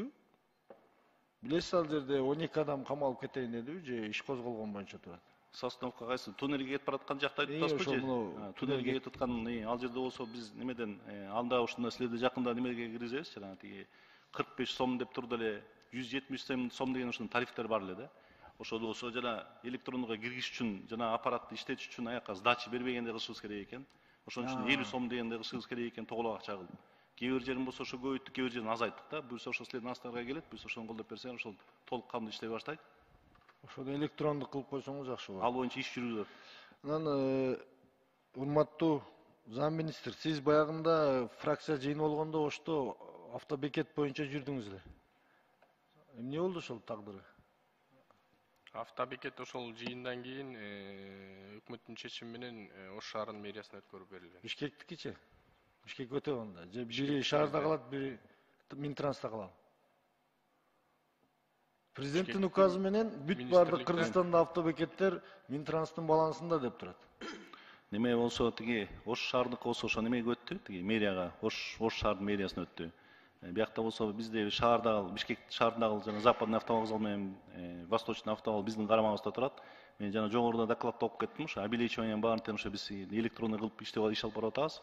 Буюрса ал ушак жактын биздин мен өткөндө жогоруда көрсөтүп кеттим эле, цифровая карта автомобильдик дорог деген биз киргизди элек. Ошону болсо элдер үйүнө отуруп эле билет жасайын деп, ошол ишибиздин баарын жүрүп атат. Буюрса жакын аралыкта кирип калат да. Ошол учурда Минтранстын балансында турганда, ошонун тегерегине кирип кеткен кабат үйлөр, ошонун тегерегиндеги бүт бардыгы ошол учурда жетекчиликтерге жоопкерчилигин карап коюшуңуздар керек. Анан кече жолугушууларда Абуеза көчөсүндө мосту мэрия жасап баштап атат, бирок Минтрансқа келген бир грантты ошол кезде жетекчилер жутуп салган экен. Буну жазып алып туруп, мага маалымат берип койсоңуздар. Кайсыл жетекчи ошол Аламидин учкун мостуна келген грантка кол салган. Кийинкиси, акыркысы, ошол жаныңызда замминистр өткөндө биздин ошол Ноокат жолуна өтүп аткан биз жашаган айыл бар. Мен буну алтын созуптан бери айтып жүрөм. Южныйдан Учарды аралап Ноокатка өтөт. Бүт КАМАЗдар, үйлөрдүн баарын жарып бүттү. Каттар бизде толуп турат. Азыр Айбек Жапарыш да кайрылып кетти. Ушуга өзгөчө контролго алып туруп карап койсоңуз. 8 километр титулга кирген 1 метр баштады элек. Туурабы, Айбек Жапарыч? Андан сырткары ошол жердеги баткак болуп жаткан көчөнү көрүп келген жаныңызда министр. Азыр аяктан деулар жолду баштап, түздөп, шагылдарын төгүп баштаптыр. Бирок бетон алып бере элек дейт, берги эч нерсе боло элек дейт да. Ушуну бир болгону 1 километр 600 метр. Көңүл буруп койсоңуздар болбойбу? Минтранска келген миллиондогон гранттарды колдоп берип атабыз го биз. Учар жолун аралап өтүп атат. Азыр болбосо элчи Тилек Кадымышевич, эл ошол жолду жапса азыр Ноокат жолу буулат да. Себеби алар жапканга укугу бар.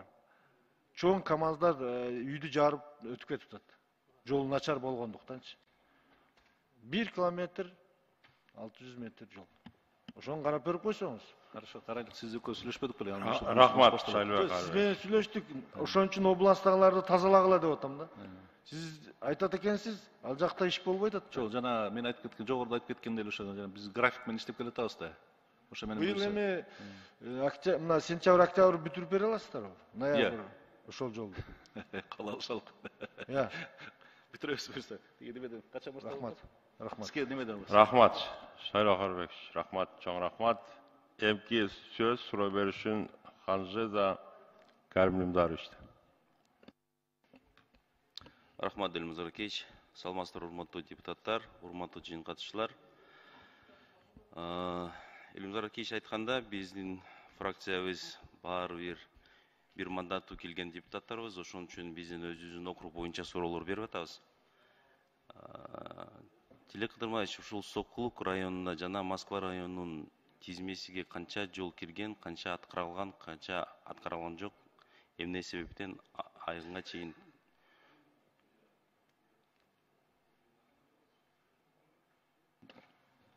Департамент дорожного хозяйства жооп бере берсиңер.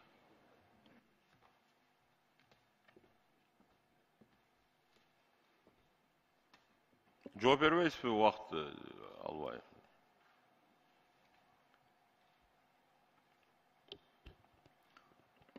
Урматтуу депутат, Сокулук району боюнча Белогорка Микрофонго. Жакыныраак. Белогорка Сокулук жолу 3 километр кирди. Андан сырткары ошол жерде Конуш деген айыл бар экен, ал 1 километр кирди. Андан сырткары Манас Камышановка кирди. 2 километр. Жок, кирдиби же аткарылып атат, жасап атабы? Жасап атат. Манас Камышановканы азыр жасап атышат. Восточный Жаңылпакта бүттү. Сокул Белогорканы бүгүнкү күндө баштап атышат 3,5 километр. Москва районунда. Сокул Москва районунда. Андан сырткары Камилжан Коргонбаевич катуураак айтып коюңузчу, мен жакшы болбой атат да. Микрофонго жакын. Сокулук районунда ушул экен пока. Андан сырткары Чүй областы боюнча толук эле айтсам болобу? Жок, Москва районун деп кызып атам да. Москва районунда? Москва району. Жок, Москва районундагы айтып коюңузчу. Москва районунда так Полтавка 5 терек 1,5 километр кирди быйылкы жылга. Бул жарымы Жайыл районуна барат экен, жарымы Полтавкага барат экен. Андан сырткары Микрофонду коюп берчи. Ошол башка Москва районуна кирген жок. Жалаң эле ушу 5 терек айылынын 1,5 километр элеби? 1,5 километр. Бул мындай республика боюнча жол тармактары иретке келтирип, чын эле айтканда ушул жаңы катамдарга жаңы жол инфраструктурасы тартылып, калктын жашоосун жеңилдеп жатат. Бирок жаңылбас жак, мүдүрүлбөс туяк болбойт деп айтабыз да, ушуну дагы түшүнөбүз. Бирок ошол эле аз эле да Москва районунда 1,5 километр киргизген. Мен Тилек Кыдырмаевич, сизден сураныч да, болгон Москва районунда 1,5 километр кирген. Сиз азыр жазып коюңузчу, 5 терек айыл аймагынын ошол 1,5 километр, 3 километрге, анан Притеченко айылынын 1-май көчөсүнүн 3 километр, Притеченко айыл өкмөттүн 10 арык айылынын Бала айылчы көчөсүнүн 1 километр. Анан ошондой эле Сокулуктан Камышановка, Нижнечуйск автожолунун 3 километр капиталдык оңдоодун өткөрүү зарыл деп. Эмне себептен аяктан вообще жол аябай бузулду да. Мен акыркы жыл Бишкек Манас аэропорту жолунун тилкесинин оңдоосун сурандым эле. Тез аракеттениңиз үчүн рахмат. Бирок дагы ушул Чүй Бишкекте дагы бир кайрылуу бар экен. Чүй көчөсүндөгү Исанов менен Коенкозов көчөлөрүнүн ортосундагы тилкеге тротуар салуу кажет экендигин көтөргөнмүн да. Өткөндө дагы протоколдук тапшырма бердим ошол маселе боюнча. Ошону дагы өзүңүздүн көзөмөлдөп коюңузчу деп Тилек Кыдырмаевич. Болгон эле Москва районуна 6-7 километр сурап атам. Анан Сокулуктун 5 Нижнечуйскин ушу 6 километр. Сизде эгер мүмкүнчүлүк болсо өзүңүздүн эмки жылга бүтпөсө аракет кылып коюңузчу, Тилек Кыдырмаевич. Рахмат. Суроону аяктадым. Ийгилик. Рахмат, Карим Низарович. Кезектеги сөз депутат Айбек Алтынбекович. Рахмат, Илмир Акиевич. Саламатсыздар, урматтуу депутаттар, урматтуу бүгүнкү жыйындын катчылары. Урматтуу Тилек Кыдырмаевич, мен суроом сизге. Мен Тогуз Туро жана Базар Коргон райондорунан шайланып келген депутат катары мен 2 район боюнча гана сизге суроо берейин. Тогуз Туро районунда 3 километр жол кирилген да быйылкы жылгачы. Ошонун канчасы аткарылды, канчасы дагы кошумча аткарылат? Сиз жана берген, сиз арал жолун айтып аткансыз, ал уже башталып бүтүп атат.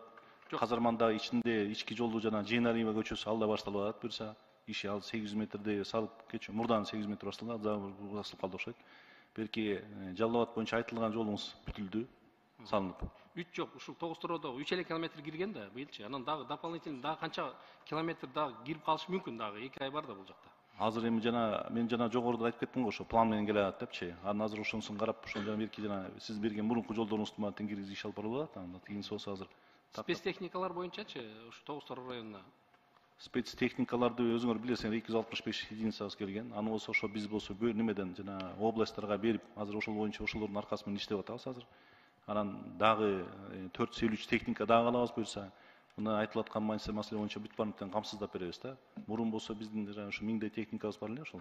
Ошол баардыгын эскилиги жетип калган иштин баардыгын оңдоо иштерин жүргүзүп атабыз аяктан.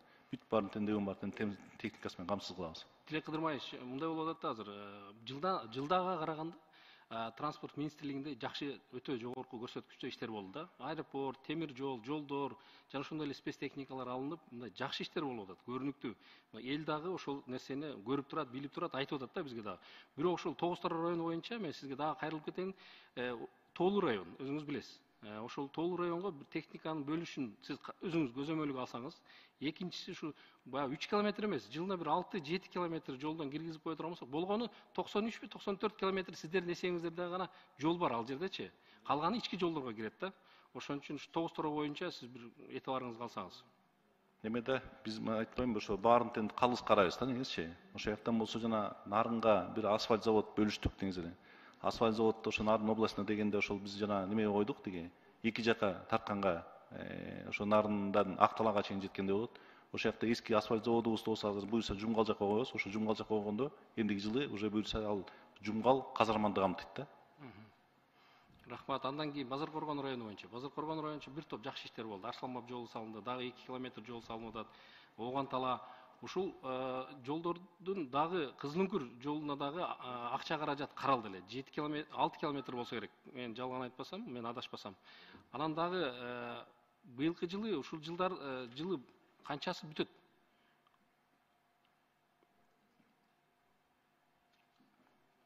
Камил Коргонбаевич жооп берип койсоңуз. Жалал Абад областы боюнча жалпысынан Базар Коргон району боюнча эле айтыңыз. Базар Коргон району боюнча азыр өзүңүз билесиз 5 километр бүгүнкү күнгө бүттү Базар Коргон Арсланбап жолу. Азыр 2 километр салынып атат, андан сырткары жанагы Ооган Тала. Бул Базар Коргон заездден Кызылөңкүр деп айтылат 18 км. Ошонун 2 километр бүтүрүлдү. Андан сырткары Бешик жолунда 2 километр 200 километр бүттү. Базар Коргон Бешик жолу. Андан сырткары Базар Коргон Сейдикулум жолунда азыр 1 километр жол кирген. Ал да уже азыр башталып бүтүргөнү турат.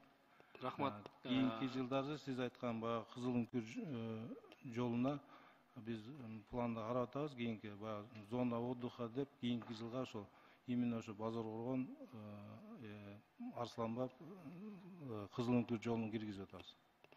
Буюрса ошо калган 5-6 километр жол кийинки жылы бүткөрүлөт. Рахмат. Тилек Кыдырмаевич,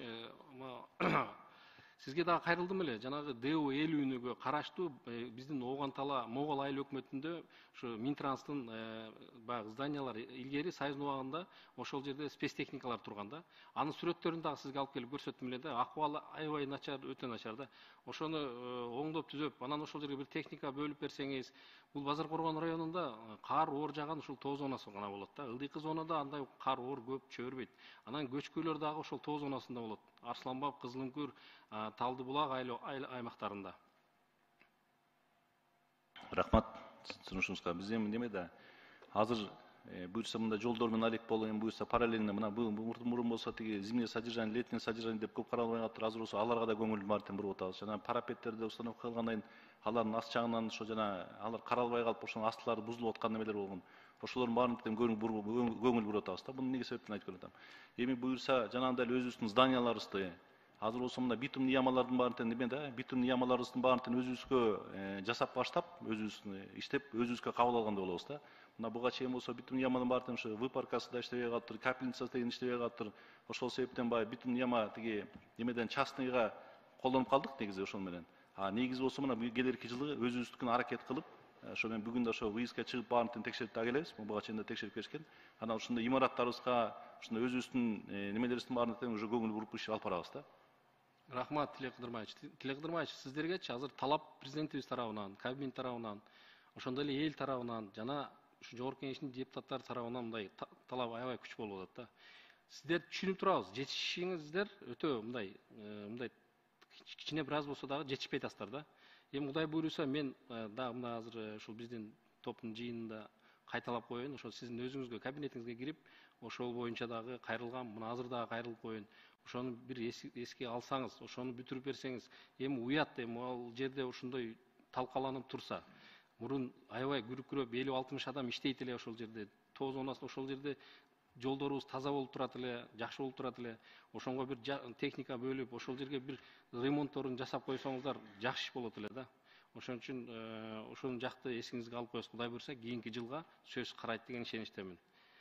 Андан кийин акыркы суроом, эми автобекеттер боюнча 2017 жыл 18 августта 509-токтомго ылайык бул мамлекеттик ишкана түзүлгөн да автобекеттен. Бу жерде барбы автобекеттин тейлеген? Ошону курирующий заместитель министра бар да? Бар да. Азыр мына Ош шаарындагы автобекетти шаарына өткөзүп бердиңиздер да. Сиздер мындай болуп атат да, карасаңыздар, кирешеңиздер 65 миллион болуп атат, а чыгашаңыздар почти 54 миллион болуп атат да. Чыгаша аябай көп болуп атат. Киреше аз. Бирок биз мисалы үчүн мен Жалал Абад, Базар Коргоон автобекеттерин карасак, ал жерге чыгаша кеткен бир расход кыла турган сиздерден бир мен көрө албайтам да. Анан Базар Коргоон шаары жаңы түзүлгөн шаар да, жаңы түзүлгөн шаар. Ушул автобекетти шаардын карамагына өткөзсө болобу Тилек Кыдырмаевич? Жана сиздин койгон талапты мен да койгом. Ошондой эле тиги 9 автовокзалыбыз болсо ошол менен киреше эсели болгон 8 миллион болчу депчи. Мурун болсо ошо 1 миллион түштү экен. Азыр ошо талапты койгондон кийин кичине асмастан көтөрүлүп келат. Жана мен жогоруда айтып кеттим го, пландарыбыз обеличивание деген программабыз да бар, ошонун аркасында бар деп ошондой пландарыбыз бар. Эми ошол боюнча иш алып барсак, буюрса дагы жогорулайт деп ишенип турабыз, буюрса ошону иш алып барабыз. Эми ошону мындай болуп атат да, жакшыраак көзөмөл кылбасаңыз, анын жерлери кесилип сатылып атат. Мурункудай чоң автобекеттердин жерлери бир аз эле жерлери калган. Анан ал жерден кирешелер аз, киреше түшө турган жер, ал киреше алып келе турган жер. Мындай эмес, бирок мындан көбүрөөк. Ошо сиз берген замечанияларды мен да ошо автобекеттин директоруна замечание бергем да. Ошонун астында турган бир кафең сенден көбүрөөк табып атат деп ошон үчүн айткам да. Ошол себептен неме ал ошондой иш жүргүзүп атабыз, буюрса ошону көтөргөнгөчү. Рахмат, Кудай буйруса ошол бүт жогоруда депутаттарыбыз айткан бүтүндөй бардык сунуштарды эске алып, кийинки 9 айдын жыйынтыгы келет, анан кийинки жылга дагы иш пландоо келет, ошолорду Кудай кааласа ийгиликтүү аткарасыздар деген менде терең ишенич. Рахмат. Рахмат. Сөз депутат Сулайманов Кумузбек Кошаличте. Рахмат, Куамов Пекич, Закрич. Менин суроомду эми убакыт аз калып атат, жана Закрич эстетип кетти, Тилек Кыдырмаевич келет деп. Тилек Кыдырмаевич, менин дорожный фонддун тагдыры эмне болду? Дорожный фонддун тагдыры силер ошо колдоп берип дорожный фонд менен ачылган. Азыр болсо бул республиканский бюджетке эле түшүп атат. Азыр ошону биздин өзүбүздүн немесине эсепке которгонго деп ошону иш жүргүзүп атабыз, буюрса келерки жылкы бизге которулуп калса, Силердин счетуңарга чөт деп аны ачпадыкпы? Биринчи катыр биздин фракция болчу. Ошол ал убакта биз эми Атажот Кыргызстан болчубуз. Биз силердикине ички жолдорду оңдойбуз деп кылбадык беле. Эмне андай эмчекти албай отурасыздар анчы? Азыр ошол республиканский бюджет мына немеден жооп берсинчи тиги. Ким жооп берет? Ким жооп берет? Аны биз атайын силер үчүн ушул силер биз инициатива кылып ачып бергенбиз аны силерге. Туура айтасыз. Ошол биздин немеге ички жолдор үчүн эмне мынча кайдыга карап атасыңар анда? 16 булактан акча түшөт деп ошондо айтылганбыз. Азыр ошол боюнча иш жүргүзүлүп атат. Кайра биздин өзүбүздүн счетко которгон. Ким күрөйт этет муну сизден? Ким күрөйт этет фондду? Минфинде.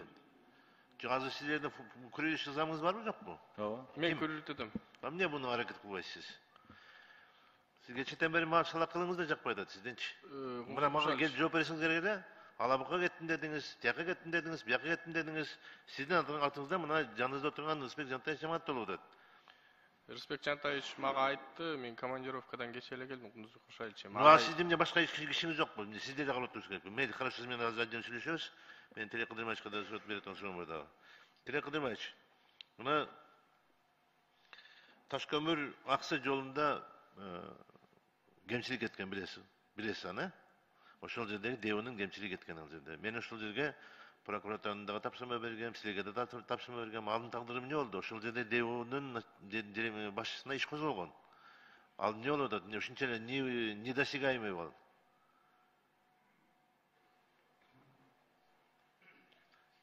Жана 38-чи ДВнын ошол немеси азыр прокуратурадан иш жүрүп атат аякта. Ошол немеси жыйынтыгы чыгар эки. Жок, аны силер эми жолбо отстранить этип турбайбы хотя бы анда на время расследования. Не деген бул?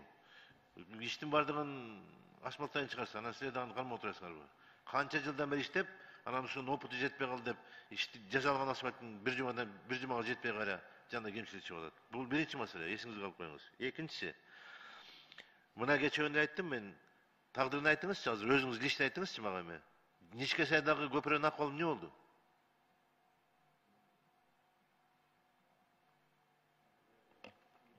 Ничке сайдагы көпөрөдө Сиз жооп бересизби ага?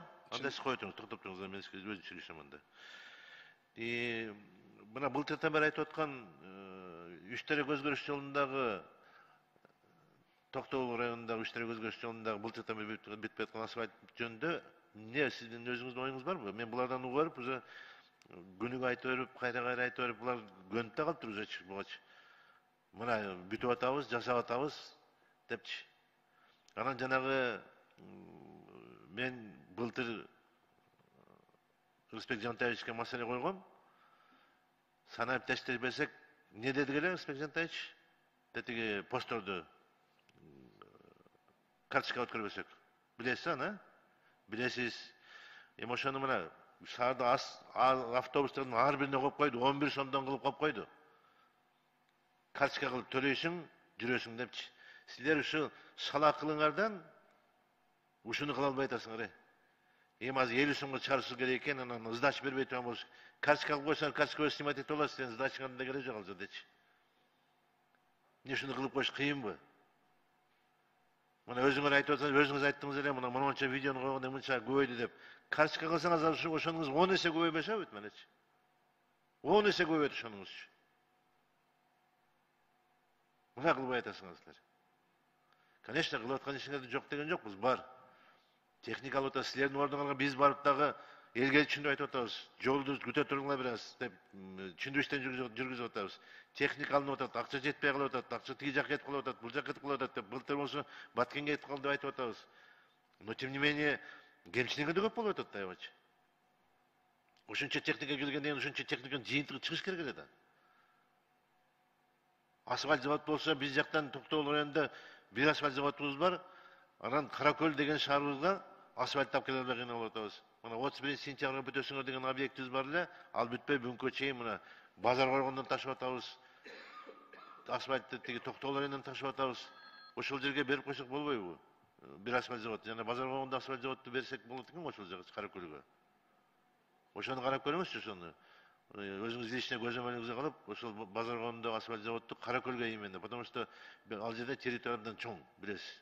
Тетиги өзгөрүш, Телман, Жетиген деген жолдорубуз бар. Анан жазып алсаңыз өзүңүзгө, Жетиген деген участокко кирген, Титулгана кирген, Телман экөө деген участок.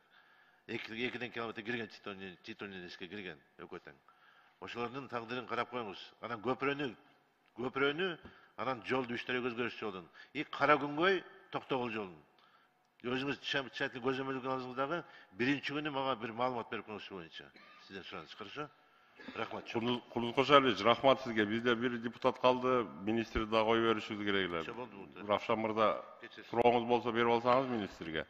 Андан кийин кайтып иштей беребиз. Бул жерде замдар отурат. Мырза Ракиевич, Тилек Кыдырмаевич, могу менин айтар маселе тендер маселеси. Сиздерге келген акча мамлекетибизге, жол министрлигине. Менин билишимче 100% тендер менен өтөт, баары. Жолдорбу? Жолдор, Жолдорду мен жагында айттым го, тендерге бербей көбүнчөсүн өзүбүз жасап атабыз. Жок, сиз келгенден бери ошол башталды. Ага чейин 100% тендер менен кеткен. Эми буга чейин болсо 100% болсо Канча пайызы тендер менен кеткен, канча пайызы өзүңүздөр жасагансыздар ошо. Ошону тактап берсин. Тактап берсин. Мен айтканым, көбүнчө тендерди чет элдик компаниялар уткан. Алар кайрадан келип туруп эле биздин компанияларга субподрядчик кылып берип атат. Өзүнүн, аны билесиздер да, өзүнүн пайызын алып калып туруп, калганын берип атат. Кайра эле өзүнүн компаниялары жасап атат. Көпчүлүгү. Сіздер де ошону мониторинг жүргүзүп изилдеп Бул боюнча сразу жооп кетейинби? карасаңыздар, ошого биздин компанияларга, ата мекендик компанияларга шарттарды түзүп, ошолор катышканга дагы мындай эмес, ал условияны мындай жеңилдетсе болобу? Ошону жооп берип кетейинчи. Бул жактан болсо жана немеде инвест проектлер деп атпайсызбы? Сиз айткан суроону түшүндүм жана инвест проектлер боюнча. Инвест проект боюнча ошо талабы ушундай экен, баягы чет элден келген. Бизден болсо ата мекендик компаниялардын деңгээли жок болчу да. Деңгээли жок. Азыр болсо мына өзүңүз билгендей балыкчы Барскон Караколдо жана ассоциация дорожников деп ошолор чыгып алып мына бул международный жолду салып атышат. Немеден тиги Сапаты жакшы. Сапаты жакшы. Ошондой эле мына Минтранстын акасы жана бул Оштун Окат жолун салып алдык биз. Ошону болсо Минтранс мындай жеңилдей салып көрбөптүр негизи элечи. Бизге жана Кыргыз автожол деп ишкана ачылган bizde. Bizde Садыр Нуркожоевичтин тапшырмасы эле ошо Кыргыз автожолду жана ошо Чайн Роуд деген болобу, же Сина Гидро деген бир жана чоң ири компаниялар болот да, инвест проекттер. Ошолордун деңгээлине чыгаргыла деп. Ошол себептен жана Оштун Окат жолун мен өзүм милдетиме алып туруп ошону эттим. Ал болсо ошо международный жол болгондон кийин ошо сапатына ушундай ылайык жооп берет ал ошо жолубуз.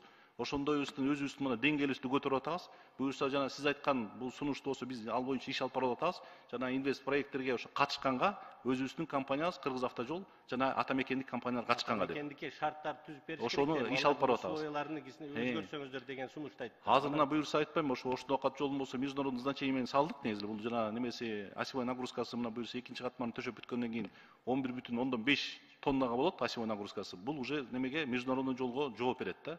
Ошол себептен биз ошо рейтингибизди көтөрөлүк деп атайын ушуну аракет кылдык.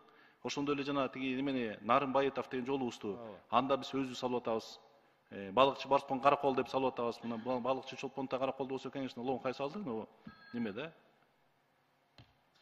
Азыр айтып кеттиңиз мына Нокат Ош жолу боюнчачы. Аны канчанчы категорияда жол түшүп атат ошондо? Бул жол 3-чү категорияда болот. Бул немеси туурасы 12 метр, тиги немеси земляной полотносу, асфальты болсо 8 метр болот да. Азыр биринчи слойду мен буяктан берген маалыматыңыздар боюнча биринчи слойду эле берипсиздер, э? Ооба, биринчи слойду бердик. Биринчи слойдон кийин ал машинаны өткөргөнгө боло береби? Боло берет. Боло берет. Экинчи слойду качан бүтүрөсүздөр? Экинчи слойду эмдиги жылга пландап атабыз. Азыр ушунун үстүнө шыма Кээ бир жерлердин интернетти эчтеке болбойт. Бул болсо мына башка жолдордун баарын салып атсак, мына 6 см менен үстүнөн салып атпайсызбы? Бул Оштун Окат жолу 9 см, биринчи катмары. Экинчи катмары 6 см болот да. Бул щебеночно-мастичный асфальт болот, негизи шыма деп коет да. Бул жана немеси экинчи слой болот. Буну болсо азыркы мына күн сууктап кеткенде салганга сапаты начар болуп калат. Ошол себептен эмдиги жылкыга кылдык. Ошон үчүн болсо эмдиги жылкыга чейин болобу, ошо жана коопсуздук боюнча деп туруп биз жана временный краска менен чийдик да, разметка жок аякта.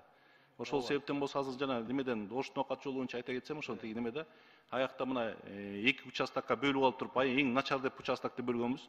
Бул 2015-жылы жол башталган, ошо 28-не 75-чи 47 километр деп. Муну болсо жана жайка салабыз деп коюп, ошо жайка менен сүйлөшүүлөр жүрүп, тендер өтүп, аны ошентип мына 8 жыл, 7 жылга чейин өтүп кетти.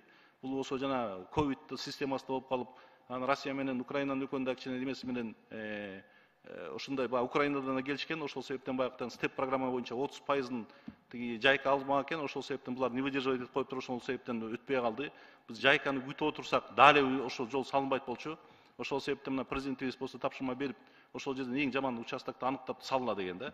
Бул болсо жолду болсо айтпайм, биз болсо мына жанатан ДЭУларды айтып сын пикирлер айтылып атат. Бияктан ошо ДЭУлар менен баарыбыздан ушул жака иштеп, баарыбыз ошо жапа тырмак иштешип, ошол сапаты өзүбүздүн деңгээлибизди жогорулаттык. Бияктан жана международный жолдорду салганга мына биздин өзүбүздүн тажрыйбабыз да жетип калды, организациябыз да жетип калды. Бияктан болсо Оштун Окат жолунда аябай көптөгөн иштин баары жүрдү да.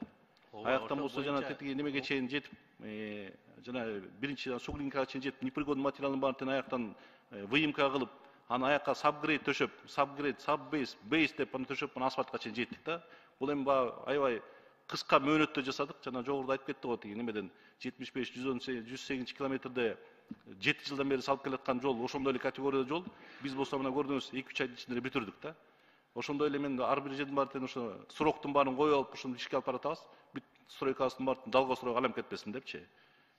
Ал болсо ошо график менен жүрүп атат, буюрса график боюнча кетип баратабыз. Да бир суроо, ошол жерде азыр маалымат берип кеттиңиз, могу Россия менен Орусиядан битум боюнча. Ошол сапаты ошол келгени битумду Россиядан алгансыздар да, э? Бул болсо жана немеден Аяктан болсо биздин Ош шаарындагы заводдордун баарын тең карап, ошол жактан болсо кандай демеси бар экенин барганда бул дизайн деп коет да. Ошо дизайнын алып, ошонусун лабораториясын баарын текшерип, кайсынысыныкы жарайт деп ошонусун кетирдик да. Шыманы буюрса ошол жака биз өзүбүздүн заводубузду койдук. Азыр буюрса коюп бүтүп калдык. Шыманы жана экинчи слойду асфальтты өзүбүздүн немебиз менен асфальтыбыз менен баса беребиз. Жакшы, ошонун сапаты боюнча дагы бир карап, анан элге түшүндүрмө берип койсоңуздар. Муну биринчи слойду эле биз бердик, дагы экинчи слой бар депчи, ошону менен элге маалымат берип койсоңуздар жакшы болот эле. Мындай ооба, жакшы, жумуш жакшы жүрдү, бат бүттү. Ушул боюнча дагы бир суроо, эми азыр мына жайка менен мурда иш алып бүтпөй калды деп айтып атпайсызбы? Жакшы, өзүңүздөр салдыңыздар, дагы канча калган километр? Калган 34 километр калды. 34 километр. 34 километрде болсо азыр жайкалар менен иш жүргүзүп атабыз. Жайкага биз ошо уруксаат алып атабыз. Ошо ата мекендик компаниялар салсын деп. Буюрса алар ошол макулдугу берип атышат. Жакында ошол буюрса бүтүп калса, сүйлөшүүлөр жүргүзүп бүтүп калса, ошондо жанагындай сиз өзүңүз жана замечание бергендей эле ата мекендик компанияларга ачканга ошол шарт түзүп берип атабыз. Анан ошондо тендер өткөргөндө бөлүп жана Ысык көлүнүн жолуга окшотуп 2-3 компанияга бериш керек деп мен сунуштайт элем. Бири-бирин эметип, сапаты дагы батыраак бүтөт эле. Өзүңүздөр салдыңыздар го. Азыр убакыты аз убакыттын ичинде. Туура. Ооба, ошол боюнча. Анан ички чарбалык жолдор боюнча мен сизге кат менен жиберейин. 2-3 маселе бар экен, анан кат менен жиберип сиз менен отдельно байланышайлы. Рахмат. Ошол анан жайка боюнча дагы ушул жолду качан башталат? Калган 47 километр. Калган 34 километр. 34 километр. Ошол мен жана жогоруда айтып кеттим. Ошо азыр болсо жайка менен сүйлөшүүлөр жүрүп атат. Жакында бизге ушу уруксаат берет, ошо тендер өткөзгөнгө деп. Быйылкы жылы тендерди өткөрө аласыздар? Быйылкы жылга деп биз мына тиги мен келгенден бери ошол жактан сүйлөшүүлөр жүргүзүп атат. Өзүм да Япония бар, алар менен да сүйлөшүп келгем. Алардын ушундай процедурасы ушундай укмуш экен, алар ар бир министерствосы менен бири-бири менен согласовать этип, аябай ушундай кылдаттык менен карайт экен, ушуга чейин келип атышат да. Буюрса биз ошо аракет эле кылып атабыз. Улам кайрылып, улам жазылып, улам жазып айтып атабыз. Бияктан компаниясы менен да сүйлөшүп атабыз. Анан ушу жакынкы аралыкта деп айтып коюп атышат. Буюрса жылдын аягына чейин деп биз күтүп атабыз. Эми бүтүп болуп калса бизге деле жакшы да, эртерээк. Жылдын аягына чейин тендер бүтүп калышы. Бүтүп калат дейби? Рахмат, рахмат. Мындай кылайлы. Урматтуу депутаттар койсун азыр, Быйылкы жылы 2023-жылы 9-августта Коя туруңузчу, азыр жооп бересиз. Рахмат, бая макулдашкандай министрдин дагы 20 мүнөтүн алып койдук. Сизге чоң рахмат. Комбинат төрагасына салам айтып барыңыз. Биз мекенчил депутаттык тобу ар дайым колдойбуз. Бирок биздин сыноолорду, биздин сын айткан пикирлерди эске алгыла ар дайым. Келип туруңуз чакырганда келип туруңуз, балдарыңыз калсын, могул жерде дагы бир иш кылайлы. Сизге чоң рахмат. Элмир Аракевич, быйылкы жылга транспорт министрлигине биздин топтун, биздин мекенчил тобу депутаттардын атынан мыкты деп угуп атасызбы, Тилек Кыдырмаевич? Мыкты иш алып барды деп бир баа берип коелу. Угуп койсоңуз мына сизди мактаганды дагы билишет биздин балдар. Рахмат, жакшы барыңыз, жакшы. Сиз анда уланта бериңиз. Жана Тилек Кыдырмаевич айтып кеткендей, жана сиздин кошумча айтып маалымат катары берип коеюн. Быйыл 2023-жылы 9-августта, былтыр 26 декабрда Тилек Кыдырмаевич Японияга барып, жайкадан ата мекендик компаниялардын катышуусунда уруксаат алуу боюнча сүйлөшүүлөр жүргөн. Быйыл 2023-жылы 9-августта Япония өкмөтүнөн ошол уруксаат кагазды расмий түрдө алдык. Ошол себептен азыркы мезгилде консультационный компаниянын консультанты келген, тендерге документтерди даярдоо иштери болуп атат. Ушул 1-2 айдын ичинде даяр болсо тендерлик иштерди баштайбыз. Бул жана сиз айтып аткан калган 34 километр, 28 өзүнчө, 6 километр өзүнчө 2 лотту бириктирип өткөрүп атабыз. Андан сырткары бул компоненттин алкагында 400 километрде туннелдин салуусу да каралган. Бул иштер дагы буюрса башталат, жанагы Кара көл менен эменин ортосундагы туннел дагы башталат да. Жакшы, анан мен ушул жерде отуруп 6-сазыкта суроо берген элем министрдин орун басарыгачы. Жайка менен жумушуңар эмне болду дегенде, бүттү 25 күндө биз бүтүрөбүз деген эле. Ошол жана министрибиз Тилек Кыдырмаевич айтып кетпедиби? Түшүндүрүп берди. Ооба, мен түшүндүм. Бул маалыматты алдык. Ошого сиз так азыр жооп берип койсоңуз, мынагы 23 жылы биз тендерди өткөрүп 2024 баштайбызбы жолду ошо Жайка компаниясы менен? Эми жанагы айтып кетпедиби? Быйыл негизи иш жылды деп койсок болот да. Буга чейин жанагы негизги проблема ошол тендерге япониялык гана компаниялар катыша алат болчу да. Мисалы ошо салына турган туннелге япониялык гана компаниялар катыша алат да, туннелге. Ал эми жанагы жолго ата мекендик компаниялар катыша алат. Бул иш жыла баштады. Биз негизги жумуштар жасалды. Ушу сентябрдан баштап тендерлик документтер даяр болот. Эмдиги жылы башталат, башталбаганы бул ар бир даярдалган документти биз Жайка менен согласовать этип, аларга жиберип, алардан бизге келет да. Ошол себептен мен буйрса башталат да. Атак иш жүрүп атат, кызуу. Азыр консультант Япониядан келип бул жерде. Ал жерде эки аварийный көпүрө бар, билесиздер да, маалыматыңыздар бар. Анын тагдыры кандай?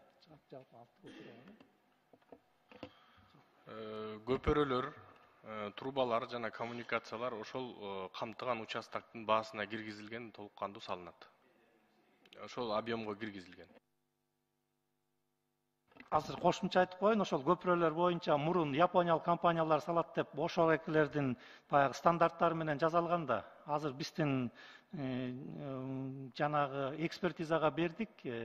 Ушто кошумча кайра жасалбай, ошол менен кабыл алып туруп, ишти андан ары жылгызып кеткен убакытта кармабаш үчүн. Азыр экспертизада ошол көпүрөлөрдүн баары салынат.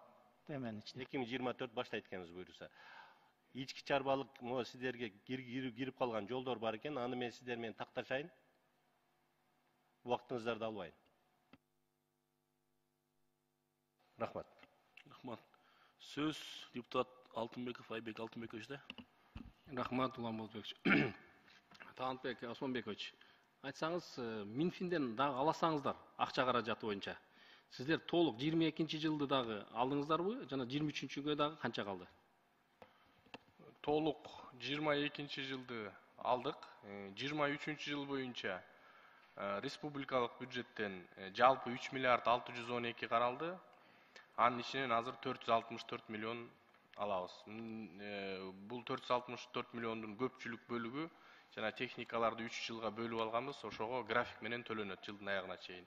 Капиталдык салымдар беренесинен 1 миллиард 300 каралган, 1 миллиард 280ди толук кандуу каралдык. Бул болсо ошол капиталдык салымдар беренеси бул жана чоң жолдорду курганга кетип атат. Балыкчы Баканбаев, Каракол, Балыкчы Корумду жолу, Ноокат жолу ушундай чоң объектилерге кетип атат. Андан сырткары казыналык милдеттенмелер деген бар. Ал жерде 2 миллиард 900 каралган. Бул эми жаңы мындай бизге система болуп атат. Июль айынан баштап кана алып баштадык. Бул жерде 2 миллиард 987 миллион каралган. Анда 22-жылдан такыр Минфиндин Минтранстын алдында карызы жок турабы? Бүгүнкү күндө карызы жок. Жок. 23-жылга 446 миллион да, ушундайбы? 446 миллион эми график менен төлөнөт. Текущий бюджеттен да. Элназар Акеевич, биз чечимге дагы кошуп койсок, ушу толугу менен акча каражатын Минфин, Минтранска ушул жылда берилсин депчи. Ошону чечимге кошуп коелу. Рахмат. Сөз депутат Атажанов Рысбек Исламовичте. Чоң рахмат, Улан Болотбекович. Жана мен да бир маселени айтпай калыпмын, урматтуу Талантбек Осмонбекович. Бизде Кадамжай районунда көтөрмө айыл өкмөтүндө Дугаба эс алуу борбору ачылганда, бул Минселхоздун демилгеси менен лесхоз ошол жерге жакшы бир эс алуу борбору ачышканда 3 километр кирген эле да титульный тизмегечи. Мага катта келген эле ошол жол эмне болду? Бул жолду биз тез аранын ичинде бүтүрбөсөк, туристтер бара албай жатат да, жол шарт абдан начар.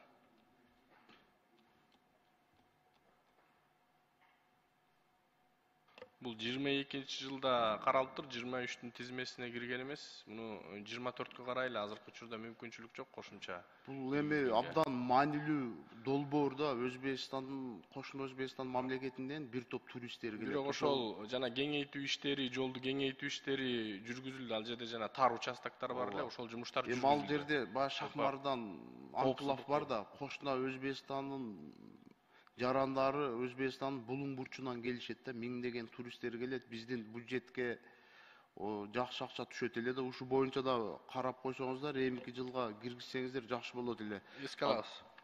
Андан тышкары, урматтуу Ырысбек Жантаевич, темир жол тармагын сиз тейлейсиз. Бизде Кызылкая шаарында Кызылкая темир жол станциясы бар да. Бизге жарандар кайрылып атат, пассажирский поезд келечекте жүргүзүп берсе жакшы болот эле депчи, Өзбекстанга барганга бир шарттар түшөт эле да. Анан вокзалдын абалы абдан начар экен. Сиз бардыңызбы? Бир жумуш сапар менен барып калсаңыз, сөзсүз түрдө Кызылкая шаарындагы ошо вокзалга барып көрсөңүз абдан начар. Ушул боюнча оюңуз кандай? Бир киреше алып келеби биз пассажирский поезд ачсак? Өзбекстанга эми бар Айзиз деген өткөрмө пункт бар да, чек ара өткөрмө пункту. Ошол жерде жарандар абдан кыйналып очерет да, 1 сааттан турушуп, бир киреше алып келеби поезд ачып койсок? Негизи биздин темир жолдо жүргүнчүлөрдү ташуу өзү чыгаш алуу. Чыгаш алуу, анын чыгашасын негизинен жүк ташуу менен жабылат да, дотацияда отурат. Анан ошол себептүү биз Өзбекстан менен негизи Кыргызстан, Өзбекстан темир жолун балыкчыга чейин ачалы деп сүйлөшкөнбүз быйыл. Ошол аркылуу андан ары улантсакпы дегенбиз да. Анан дегенден бардык казактар менен да сүйлөшүүлөр жүргөн, алардан уруксааттарды алганбыз. Бирок өзбектер пассажирлар жок дептир, ошол себептүү быйыл жүргүзгөн жок. Ал сүйлөшүүлөрдүн негизинде баягы даярдоо иштери бүткөндөн кийин. Ал эми сиз айткан Кызылкая боюнча мен сөзсүз түрдө карайм, тактайын.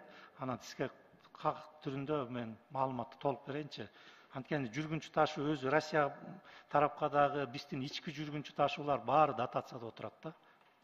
Актабай жатат экен да. Актабайт да. Электричка курсачы эми биз мамлекетибизде өнүгүү болуп атпайбы келечекте?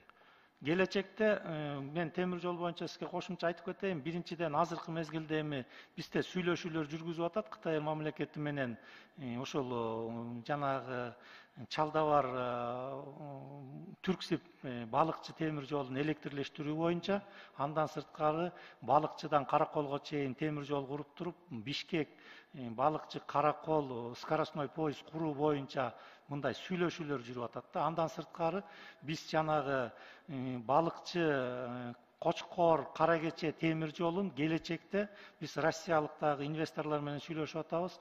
Казарманга, Макмалга кошуп туруп, эгерде Кытай, Кыргызстан, Өзбекстан темир жолу курулуп кала турган болсо, Макмалдан кошулуп туруп, түндүк менен түштүктү жүргүнчү жүк ташуучу поезд менен туташтыралы деп бул пландарда бар. Келечекте бар экен да. Буюрса бар. Анан Талантбек Осмонбекович, бизде жанагы стратегиялык мааниге жол курулат деп бул Теңизбай, Үчкоргон, Дароот Коргон, Өзбекстан менен чогуу курабыз деген ошондой сөздөр болду эле да. Бул проект долбоор качан ишке ашат? Долбоору түзүлгөн. Биз Өзбекстан тарап менен жолугушууда бул маселени көтөргөнбүз. Эгерде ал тарап бизге азыркы учурда мындай өзүнүн көз карашын так айта элек. Ал эми биз ички өзүбүздүн булактардан салууну кийинкиге караштырышыбыз керек. Бирок абдан чоң чыгымдарды талап кылган жол бул. Абдан чоң чыгымдарды талап кылат. Туура чоң чыгым талап кылат. Эми булда бир мүмкүнчүлүк болсо, Өзбекстан менен сүйлөшүүлөр жүргүзүш керек да. Чогуу совместный салса жакшы болот эле. Бул Өзбекстан менен чектеш болот да. Өзбекстандын президенти келгенде, президенти Маккамов менен Тилек Кыдырмаевич болуп, биз Эркештамга чейин барып көрүп келгенбиз. Ошондо биз презентация кылып көргөзүп туруп, материалдарын бергенбиз. Министри Маккамов келип Эркештамга чейин барганбыз, чогуу. Ошондо дагы презентация кылып бергенбиз. Ошол жол боюнча министри өзү дагы көрүптүр, Кызылкая жагынан жол бар жерге чейин. Азыр эле Талант Осмонбекович айтканда, ал жерде бир 16 көпүрө жол оор экен. Ал баягы негизи келечекте салыш керек, бирок чоң каражатты талап кылат экен. Ал эми долбоорун биздин ПИЦ деген мекеме бар, Минтранстын астында. Ошого тапшырма берилип, долбоор жасалган да. Рахмат. Сөз депутат Осмонов Айымбек Жапаровичте. Рахмат, Ламболтович. Мен суроом, Талантбек Осмонбекович, сизге да. Мына Бишкек шаарында кээ бир көчөлөрдү, автобус жүрө турган көчөлөрдү жакын күндөрү линиялары чийилип бүттү да, азыр каттамдар болуп атат. Ошо сиздер менен кеңешип туруп, келишип туруп кылдыбы же өздөрү кылыштыбы? Бишкек шаарынын көчөлөрү, жолдору бардык муниципалдык жолдор болуп эсептелет. Булар бардык милдеттер өздөрүндө, биз менен эч кандай макулдашуу болгон жок. Анткени өзүңөр билесиңер, чындыгында бул маселе өтө оор болуп жатат шаардын ичинде. Урматтуу төрага, ушуга да бир биз көңүл буруп коюшубуз керек. Шаарда кайрылгандар көп болуп атат, пробкада калып кеткендер көп. Маршруткада жана ошондой эле автобустарда аябай тыгында калып кеткендер көп экен. Ошого байланыштуу биз да ошол протокол ташма берип койсок. Экинчи маселе, Талант Осмонбекович, жана жогоруда айтып кеттим, министриңизге да айттым. Ошто жапалак жол боюнча 6 километр эмес, 7 километр, ошону 7 километр боло турган болсо, ичи ошондо Араван, Ноокат жол толук ошол бүтөт да. Эки районду бириктирген жол бүтөт. Силер 6 километр кылып коюпсуңар, ошону 7 километр кылгыла. Биздин бул протокол тапшырма. Жана ошондо ичинде 2-3 мост коюла турган жерлер бар да. Жөн эле жолду асфальттап койбой, мосту да кошо кетиш керек, анткени сел өтө турган жерлер бар. Эртең силер куруп койгондон кийин сел өтүп кетсе, кандай болот, бузуп кетсе. Ошону сиз жеке көзөмөлүңүзгө алып, мага кат түрүндө жооп берип койсоңуз. Проекти болбосо өзгөрткүлө. Иш башталып элек. 3 мост салыныш керек ошол жерге.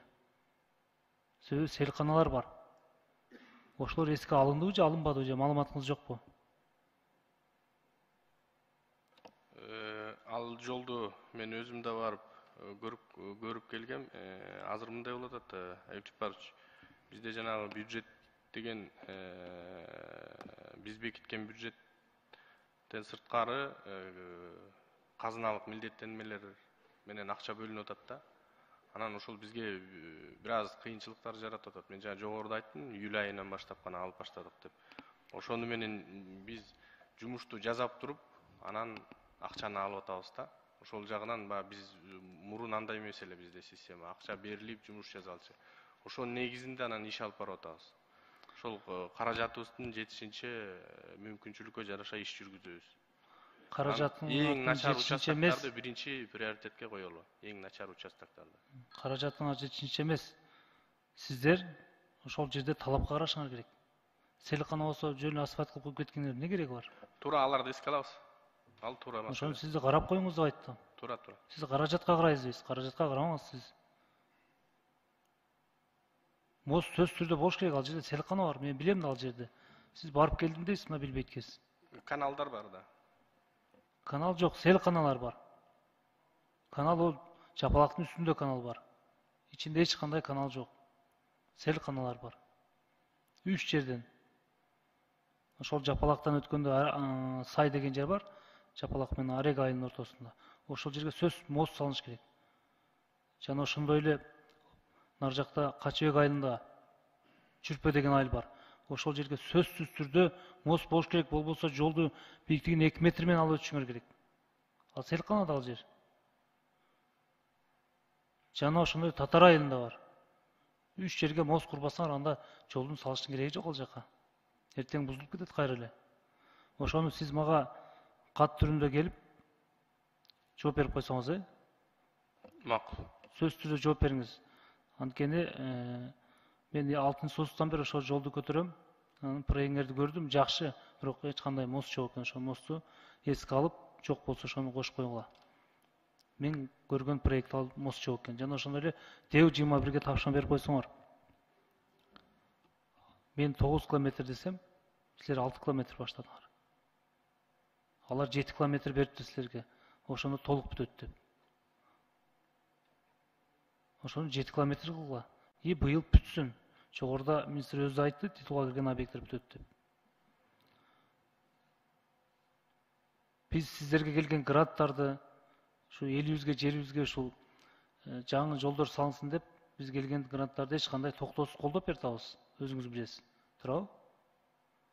Элдин көйгөйүн айтканда сиздер дагы эртерээк бүтүрүп бергиле. Жана Учар жолундагы, жана жогоруда Шайлоо Карыбекович айтпадыбы? Эртең эл чыкса эмне болот деп. болгон 3 километр жол. Ошону оңдоп койсоңор, бүт шаарга кирген КАМАЗдардын баардыгы ошол жолдон өтөт.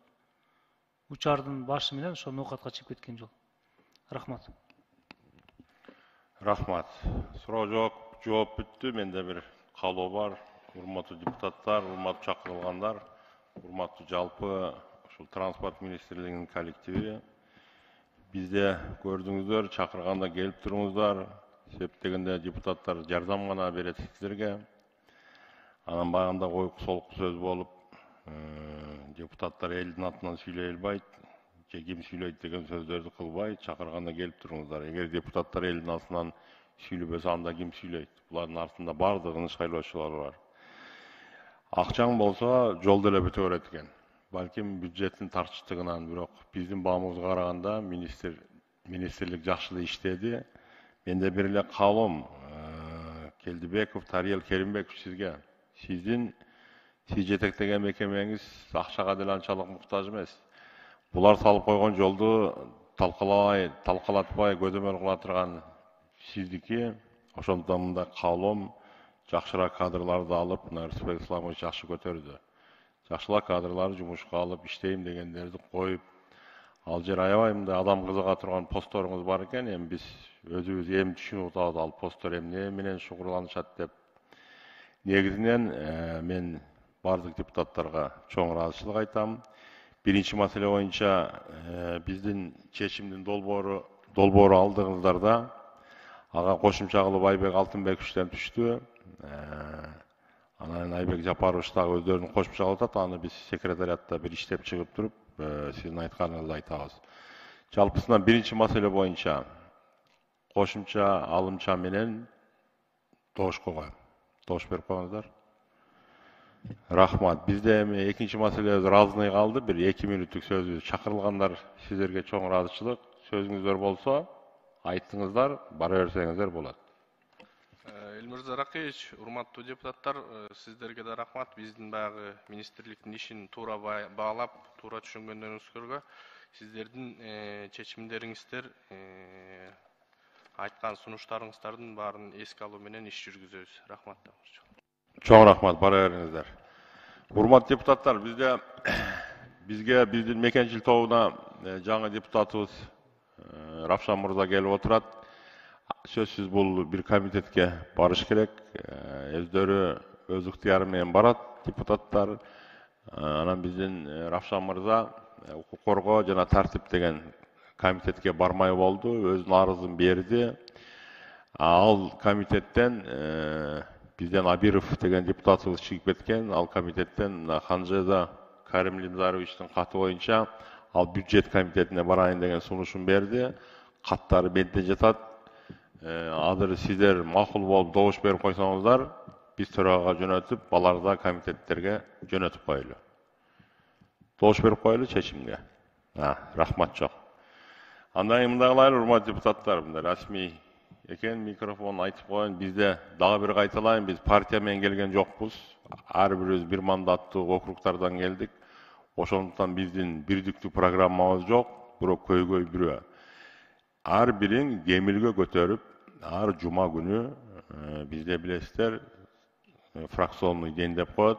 Ошого демилге көтөрүп, кат жолдоп секретариатка же бизге айтып, ушундай фракцияларды өткөрүп турайлы.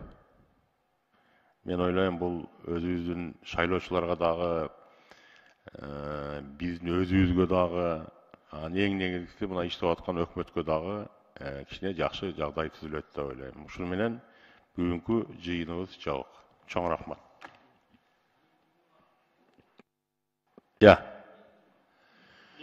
Кийинки жуманы сунуштагыла. Сөзсүз болот. Сунуш болбосо болбойт.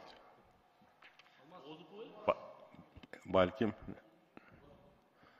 ОЗУП деп коюп атабыз. Мына бүгүн өкмөт өзү карады ОЗУПсын. Азыр мына ишеним фракциясы карап атат. Дагы көргүлө да актуалдыгы барбы же жокпу? Анда Гострой карайбы, Гостройду. Жо сунуш кылгыла, расмий сунуш кылгыла. Карайды. Урматтуу, мен сунуш азыр Гостройду карабай эле турат. Себеби мынау сентябрга, ноябрга, декабрга деп жүздөн ашык мектепти ачабыз деп олар күнү түнү иштеп атат да. Ошого биз бир аз неме кылбай турсакпы дейм. Может, жаңы жылдан карасак. Себеби чындыгында Кыргызстан боюнча канчалык мектептер, бала бакчалар, больницалар курултат, алар жетекчиси жетишпей жатат чындыгында. Менин сунушум ушундай да. Өзүңөр да карап көргүлө. Айбек Жапарович, сентябрда азыр 2024-кө келе турган жылга титулдук тизмеге кабылдашат да булар. Ошону карап коелу. 2 саат эч нерсе болбойт. Эмди пятница күнгө Сунуш менен иштейли. Атажан Ырыс Исламович сунуштайт. Эмди жума гостройго караш буюрса. Бүт келсин, башчылар келсин, ушундай баары келсин. Айбек Алтынбек, сиз.